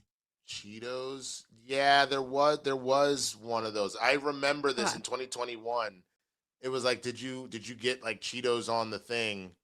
Yeah, I remember this. I okay. remember this. Yeah, that was good. Pat for president. I loved Wonder Man a lot. A show full of heart. It really, really, really, really did. Really, really had a lot of heart. Obscure favorite movie. Mine is Cecil B. Demented. I don't know that movie. Let me look that up. Obscure movie. Santa Conquers the Martians is really weird and fun. Velocipaster. Velocipaster, yes. Oh, I would also then put in Wolf Cop. Wolf Cop, nice. Yeah, Wolf Cop, yeah. Blood Diner. Oh. Hell yeah. Pat for president. Trevor and Simon's friendship is so awesome. It really is. I think that was the main thing that made the show so much fun, is the fact that it was that a really great friendship to watch for sure. Yeah. Go pal. The trepidation when the Volkswagen ad starts with black and white footage of a Beetle, and you're not sure if the guy with the silly mustache will show up. I don't think I know that one. Is that a Volkswagen, black and white? is that a reference to ad, Adolf? Super Yeah, what? Bowl. Wait. Ah! Because a guy with silly mustache, I'm like, that could be so many people. But Okay, it says when you say trepidation, for the 2024 Super Bowl ad, Volkswagen released a 75th anniversary campaign, an American love story featuring a black and white nostalgic scenes highlighted in 1949, the arrival of the Beetle in the U.S. The ad, which premiered ahead of the game, showcases the brand's history and transitions to the modern electric classic. I don't remember this commercial. I haven't seen it. Maybe it's a new one. None of this is in 2024. Oh, it's 2024? Oh, okay, never mind. Mm-hmm. I remember I had to coach a bunch of one. people for those Volkswagen ads, and they went with someone with like weird vocal fry. All the breakdowns Oh. said they wanted somebody who sounded like Oprah, and I was coaching all these amazing women with incredible deep voices. And then they picked someone who went, before it can change the world, it has to change yours. The all new, all electric Volkswagen. And I was like, oh, no. The all new Volkswagen. Yeah, that's Like, what I wanted. Yeah, I know. Uh. Oh man. Dark Smirk, thoughts on Kermit voice? It sounded off to me. Let's go into the deep lore, people. Okay, so since 2017, thank you. Since 2017, Matt Vogel has been voicing Kermit. This is after Steve Whitmire, who'd been voicing this since Jim's passing, and he was Jim's protege, has been voicing Kermit the Frog since Muppet Christmas Carol up until 2017, when he had a falling out and was dismissed by the company. Both Brian and Lisa Henson were not happy with his work at this point anymore. There were some allegations about him being difficult to work with, etc., etc. Now, Matt Vogel is an incredible Muppet performer. We're talking Uncle Deadly. We're talking Sweetums. We're talking Big Bird. We're talking The Count. We're talking Robin, New Zealand, Crazy Harry, all these guys.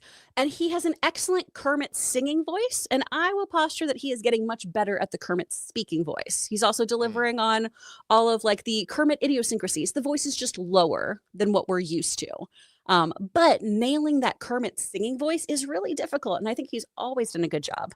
But all my friends, y'all keep outing yourselves of having not watched Muppet content for the past decade, because he's been doing it since 2017. So we got to give him a little bit of grace, because Steve Whitmire also supposedly did not allow an understudy, whereas Jim Henson like taught him and like coached him and prepared him to take on the Kermit mantle. That was another issue here, is they didn't have an understudy for years for Kermit, because supposedly Steve Whitmire was very, very clear that he was the one and only Kermit. So I think Matt Vogel's doing a really nice job.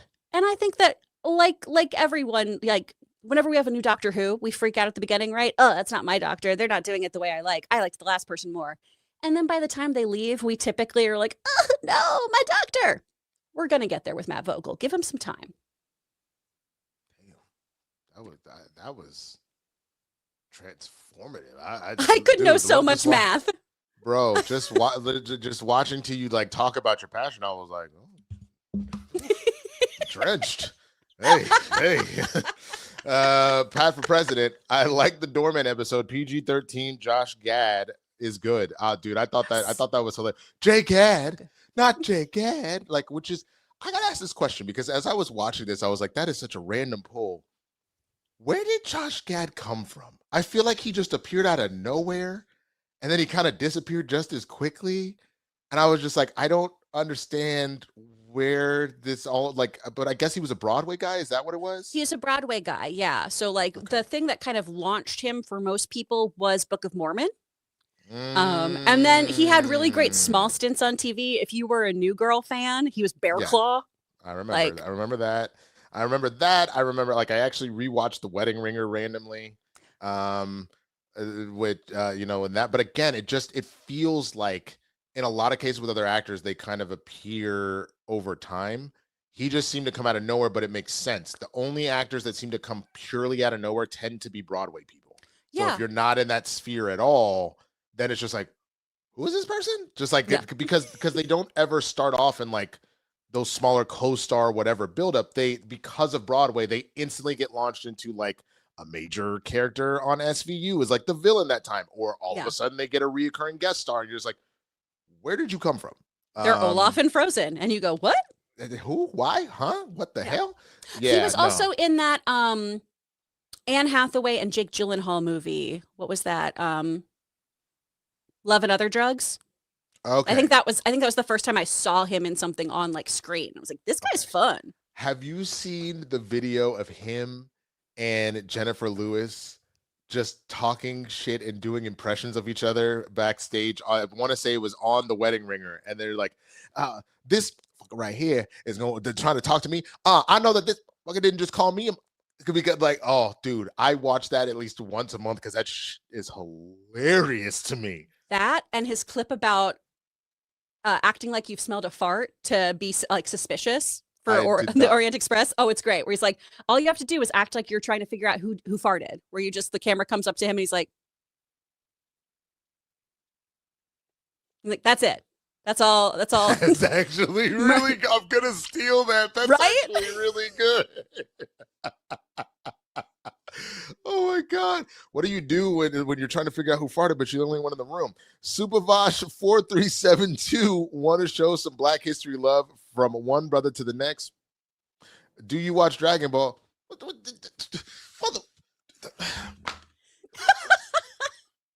Do I watch Dragon Ball? Damn! Just right now.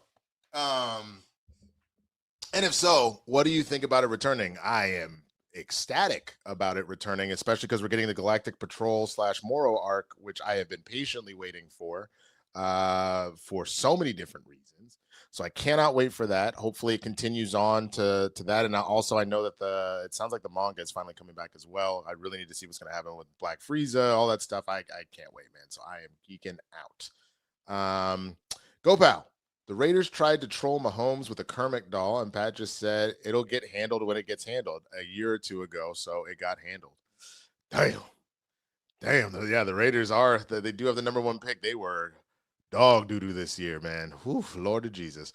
RL Jensen 3, Super Bowl ads have lost that spark because they drop early or entirely on YouTube. Love you guys. Thank you so much for the support. Appreciate that. We love you too, and I agree. I fully agree. The surprise is gone. So, Pat for President, have you watched gameplay from Marvel's Spider-Man 2, the Musical History Museum missions and Musical Museum is a really neat part of the game. It centers around the Harlem Renaissance artists and poets. I started playing the game. I mentioned this, I want to say last show, when I was cat sitting a friend's cat.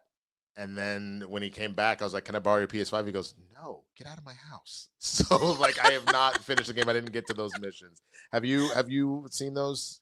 Yeah. We've played through and everything. Good. I really want you to be able to finish that game, man. Well, Word. It's so fun. It's so good. Yeah. This next one, I'm going to ask you, did you, have you seen the weather woman or the news anchor woman who like will read the comments that she gets randomly in her like news anchor voice? It'll like it'll be like that news anchor is thicker than a bowl of oatmeal. Oh, News at 11 like that, or it'll be like, man, she is thick with 2 C's. News at 11, like all that. Well, here's one for you right now. Oh, can I read it in the voice? 23. Please do. At Movie Gun 23, didn't realize Chris was a pog. Good for her. That was, I did not know I could do a Scooby laugh. That's wild. Dude, you might have a secondary job, career opportunity as a news anchor. That was really good. I keep trying to. I've only played one once, which is crazy to me. But, I love that Perd Hapley is in the actor that does that is the news anchor for everything, whether it be serious or comedic. He gets hired for every news anchor job on TV. Well, that guy only will do news anchors, is my understanding. As he's just like, yeah. Hey, you found your niche. Why not? But no. Thank you for letting me know that I am a fat ass white girl. I too have been described as thicker than a bowl of oatmeal, and I appreciate it. That's the best part about that meme. It's like, and then the client said she is thicker than a bowl of oatmeal. He's in his jumpsuit with the fucking handcuffs on at the table, and he goes. Justin Bishop 97 for Chris. What do you think of the Woodlands when you lived there? I live next door in Shenandoah. Shenandoah. The mall there and Market Street were fantastic. Oh yeah, Market Street's amazing. So I moved there in the early 90s when it was nothing. Where our fanciest restaurants were Outback Steakhouse and Haydn's. And then obviously it really grew and kind of blew up. It's always been its own little bubble. But I enjoyed my time there. It's very, very cute. I understand why people go there to raise families. It's not for me, ultimately. Yeah. Fair. I just want to say the things that made me laugh just on this whole podcast. First of all, not laugh, but Chris, fine. I thought we all agreed to this. And then row Shaggy. Swaggy. And then, hey, I think that's meant to say pogs make the world go round, which is also very true. That's true. And one more, drenched. Yeah, there you go. Okay, so that was the Woodlands question. Pat for president. My cat Luna says hi to the crew. What's up, Luna? Hi, Luna. If I think Asia's taking her post-breakfast nap, which is hilarious. She wakes up with an aggression, tackles everybody, goes out to pee, eats her breakfast in about 10 seconds, and then passes out for like 3 hours. Aw. I've got my very old one. This is Gimli. He's the 15-year-old. No, he's the best. I do love me some Gimli, man. He's sweet. He's very cross right now. Where he's like, why did you just wake me up? That's why I'm leaving Asia alone. She's in the other room. Go Pal. When I visited my sister in Austin, she tried to kill me with a peanut butter protein bar. The day we were going to Salt Lake, but it was good. I was still good on Benadryl. Okay, good. I would hate for you to miss Salt Lake off of a peanut butter bar. That would be wild as hell. Woof. Hell no. Ian McKellen's monologue of Shakespeare, 100, fire, fire, fire. Oh, was that on Colbert? We got to watch. Yeah, I got to watch that. Man, love him. I really want to go to his bar in London. That is one of my bucket list things. I want to go to the Grape. Okay. All right. I didn't know he had a bar. I would love to do that too. Ryan sending love and support from Minneapolis. Thank you so much, Ryan. And please continue to be safe. I know things are still kind of wild out there. So please take care of yourself. Karen, claps for Black History Month. Thank you so much. Thank you, Karen. Appreciate that. We're at 54 people. It is still doable. We got about 11 minutes left, so let's get her done. Legend MM600. My top 5 bands: Green Day, Blink-182, Metallica, Ozzy, and Rage Against the Machine. What's some of yours? Love you too. Go Hawks. Ooh. Yep. Favorite bands. Bands are just music. If we're gonna go bands, I'll let you go first. Give me a second to think about it, and I'll leave rap groups and stuff out of it because I'm assuming bands is including like rock, pop, something like that. So yeah.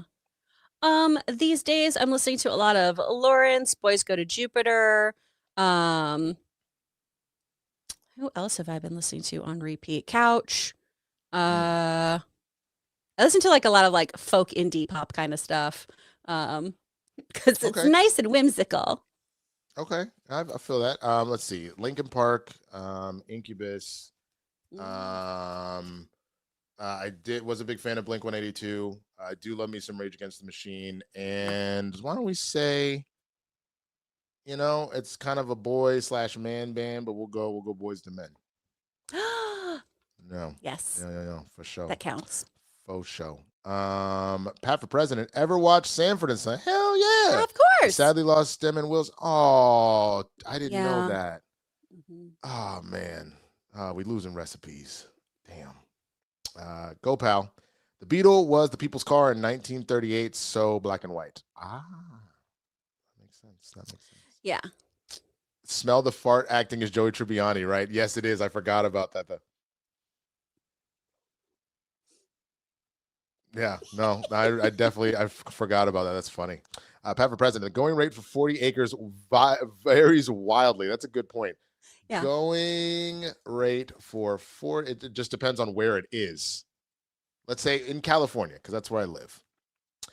The going rate for 40 acres in California varies drastically based on location, ranging from as low as $65K to $150K for remote off-grid parcels in areas like Bridgeville or Hayfork, to over $200 to $250K for more accessible land in counties like Calvaris and Tulum.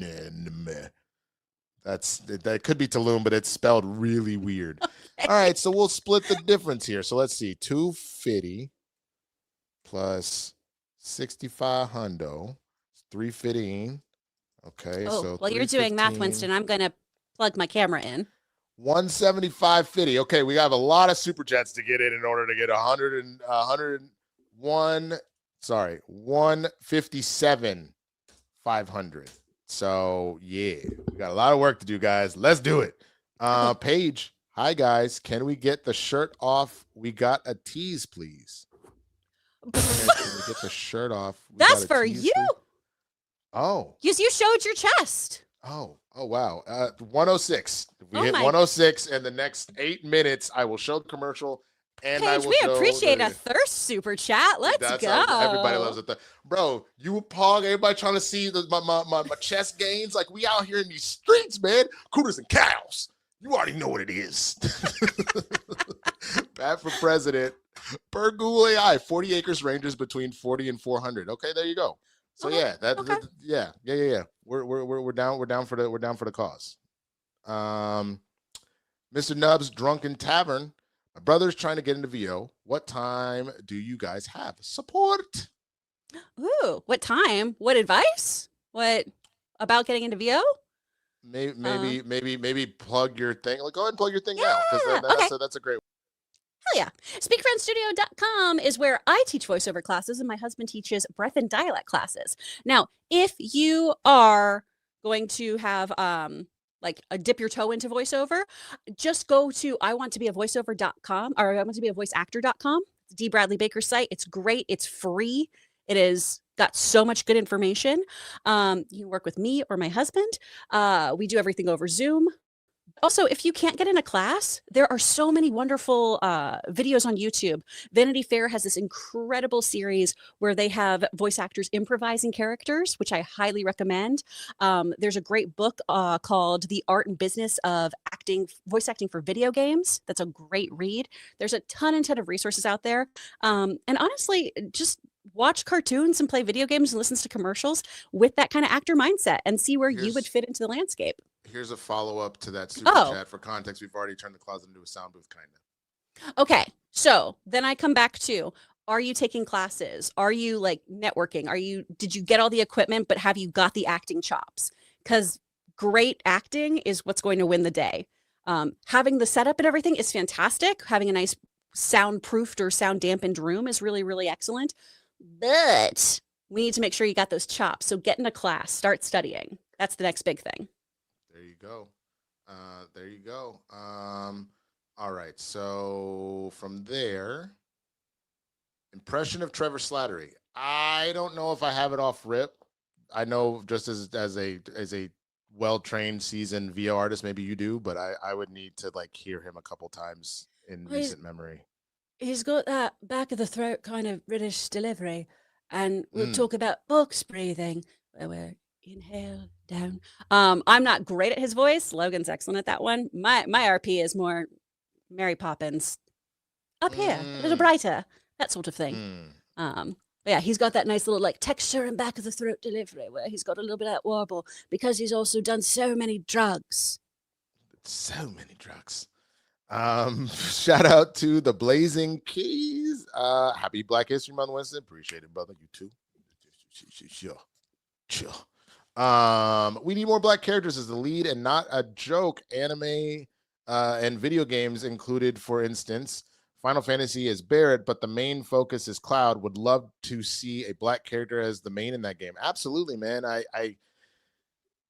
The ultimate issue is the era that we're in. People are throwing hissy fits about things like Yusuke, even though he was a real person that they decided to include in Assassin's Creed. So then all of a sudden, there was I don't know if it was the next Assassin's Creed or another game that was like literally the clan was the bad guy. They're like, no, that's too divisive. We can't have the clan be bad guys. What? Oh God. Well, Who would have thought? That's crazy. We can't do that. So I agree with you. The problem is, again, the world we currently live in today. So Go check out Cannon Busters. That didn't get enough love. That only got one season. Okay, I'll check that out for sure. Armada, J. Cole album is huge. It's pretty good. Yeah, I saw it was like a double disc, though. I think they're named like disc 29 and 39 instead of like 1 and 2, which is interesting. But I saw on Twitter as I was going to bed, people were like, hey, yo. So I can't wait. That's going to be the soundtrack for the weekend for sure. That was the second one about the sound booth. Andy Safransky, music or movie/shows? Which has had a bigger impact on your life? Music has gotten me through some pretty rough times, more so than movies and shows.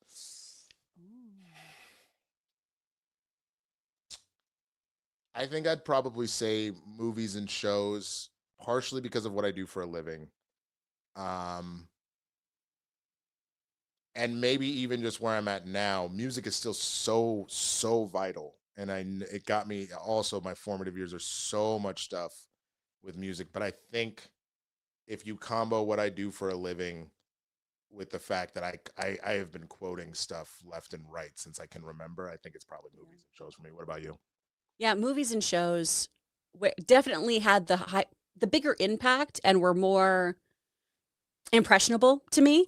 But music is so intrinsically tied to the best moments of my life, where it's those little things of like, oh, this really great memory has a soundtrack to it. Yeah. So yeah. Dude, we have an annual my friend group has an annual trip to Palm Springs. And we named the trip because we used to go on this like drinking thing in Vegas or whatever called Walkapalooza. And then when we decided we were done doing that and we want to do our own thing, the song WAP had just come out. So we call it Wapapalooza like instead. And like, so again, music is everywhere.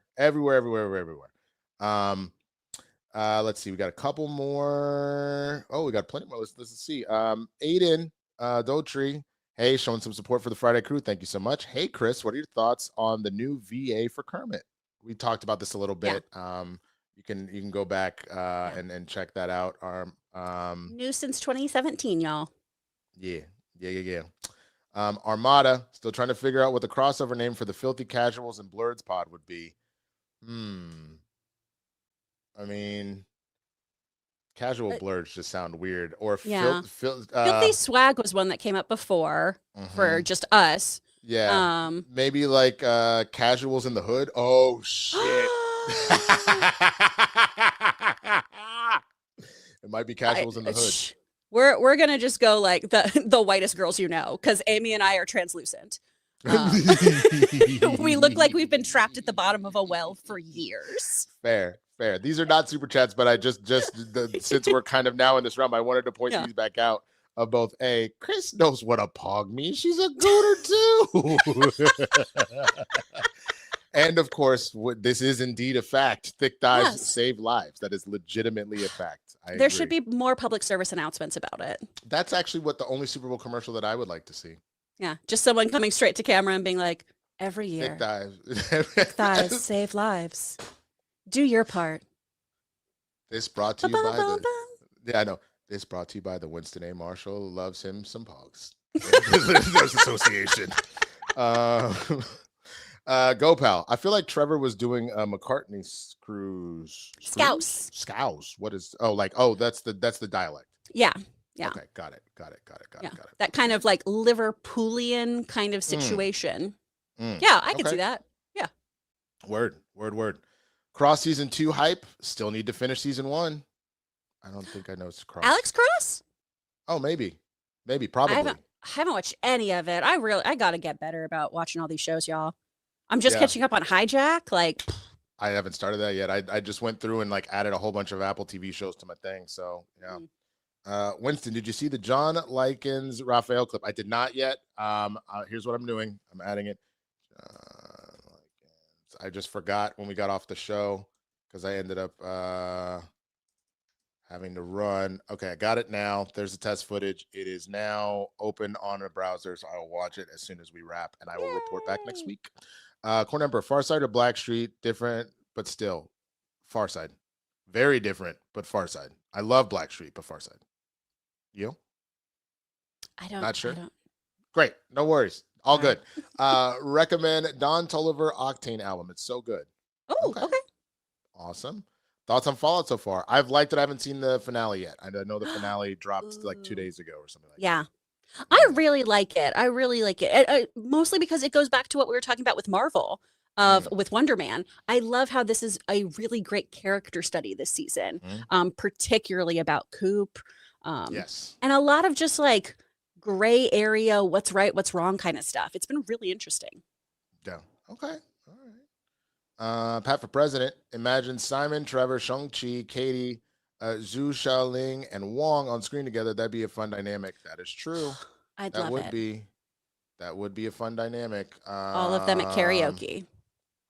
Hold on, wrapping up. And then Cross Stars, Alice Hodge from Black Adam. Yes, I'm very familiar with Yeah. Alice. He's a great, awesome homie. I don't know him like crazy personally, but my sister worked on a show with him as one of the writers on staff, so I've met him a few times. Very, very nice guy. Awesome. Well, we got close. I will say probably my favorite part of it is that we ended on 69. So that was Cooters and Cows won in a way. Not in the way that we necessarily wanted to, but we won in a way. Chris, one more time, plug your stuff for five. Yeah. All right. Well, head on over to speakfriendstudio.com if you would like voiceover coaching of any kind. We just did our intro to VO class. We'll have some new stuff soon. And we are working on video on demand stuff. That's probably a few months out, though. But if you want one-on-one classes, hit us up. If you want to get more of my nonsense, wherever you get your podcasts, check out Two Filthy Casuals. We're on YouTube or wherever you get your podcasts. Today, what we have coming out is an episode all about the Foo Fighters. We just did some stuff that's coming out next week about Disney's Dino Land closing. It's fun, and it's Amy going off the handle. Check out all of that. And if you want to just keep up with me, my Instagram is at It's Chris Carr. That's Chris with a K, Carr with 2 R's, like the crackers. I know that's not what you meant, but for some reason, that's where my brain went. So you can find me at the Swaggy Blurred on all platforms, man. Check that out. Tuesdays, I'm on. I saw Roka was in the chat. What's up, Roka? Tuesdays, I'm on Spill the Tequila over on the John Roka channel. Monday, Wednesday, and Friday, you get a triple dose of Blurs in the Hood. Wednesday, 6 p.m. Pacific is our live show. Mondays and Fridays are Around the Neighborhood, us reacting to viral videos. Fridays, I know you Lion, which is us reacting to some of the crazy stories on Reddit. So check those out. The reactions with me and Kristian, we didn't record this week, but we're back on Monday to come out for a couple days after that. So again, for the membership, check those out for all those Demon Slayer reactions. And that is pretty much it at this time. So with much love for Kristian and the Kristian Harloff channel, for Miss Chris Carr, and for myself, Winston A. Marshall, thank you so much for watching Capes and Cows. Y'all be safe out there. Make sure you, if you're going to bet safe, bet responsibly, all that kind of stuff. Have a lot of fun at your parties. Don't eat too many wings. Be careful if you're lactose intolerant that you don't go all in on your 7 layer dip or nachos. That would be really embarrassing. And then all of a sudden you're doing your farted acting. All that being said, y'all have a wonderful weekend. Go Hawks.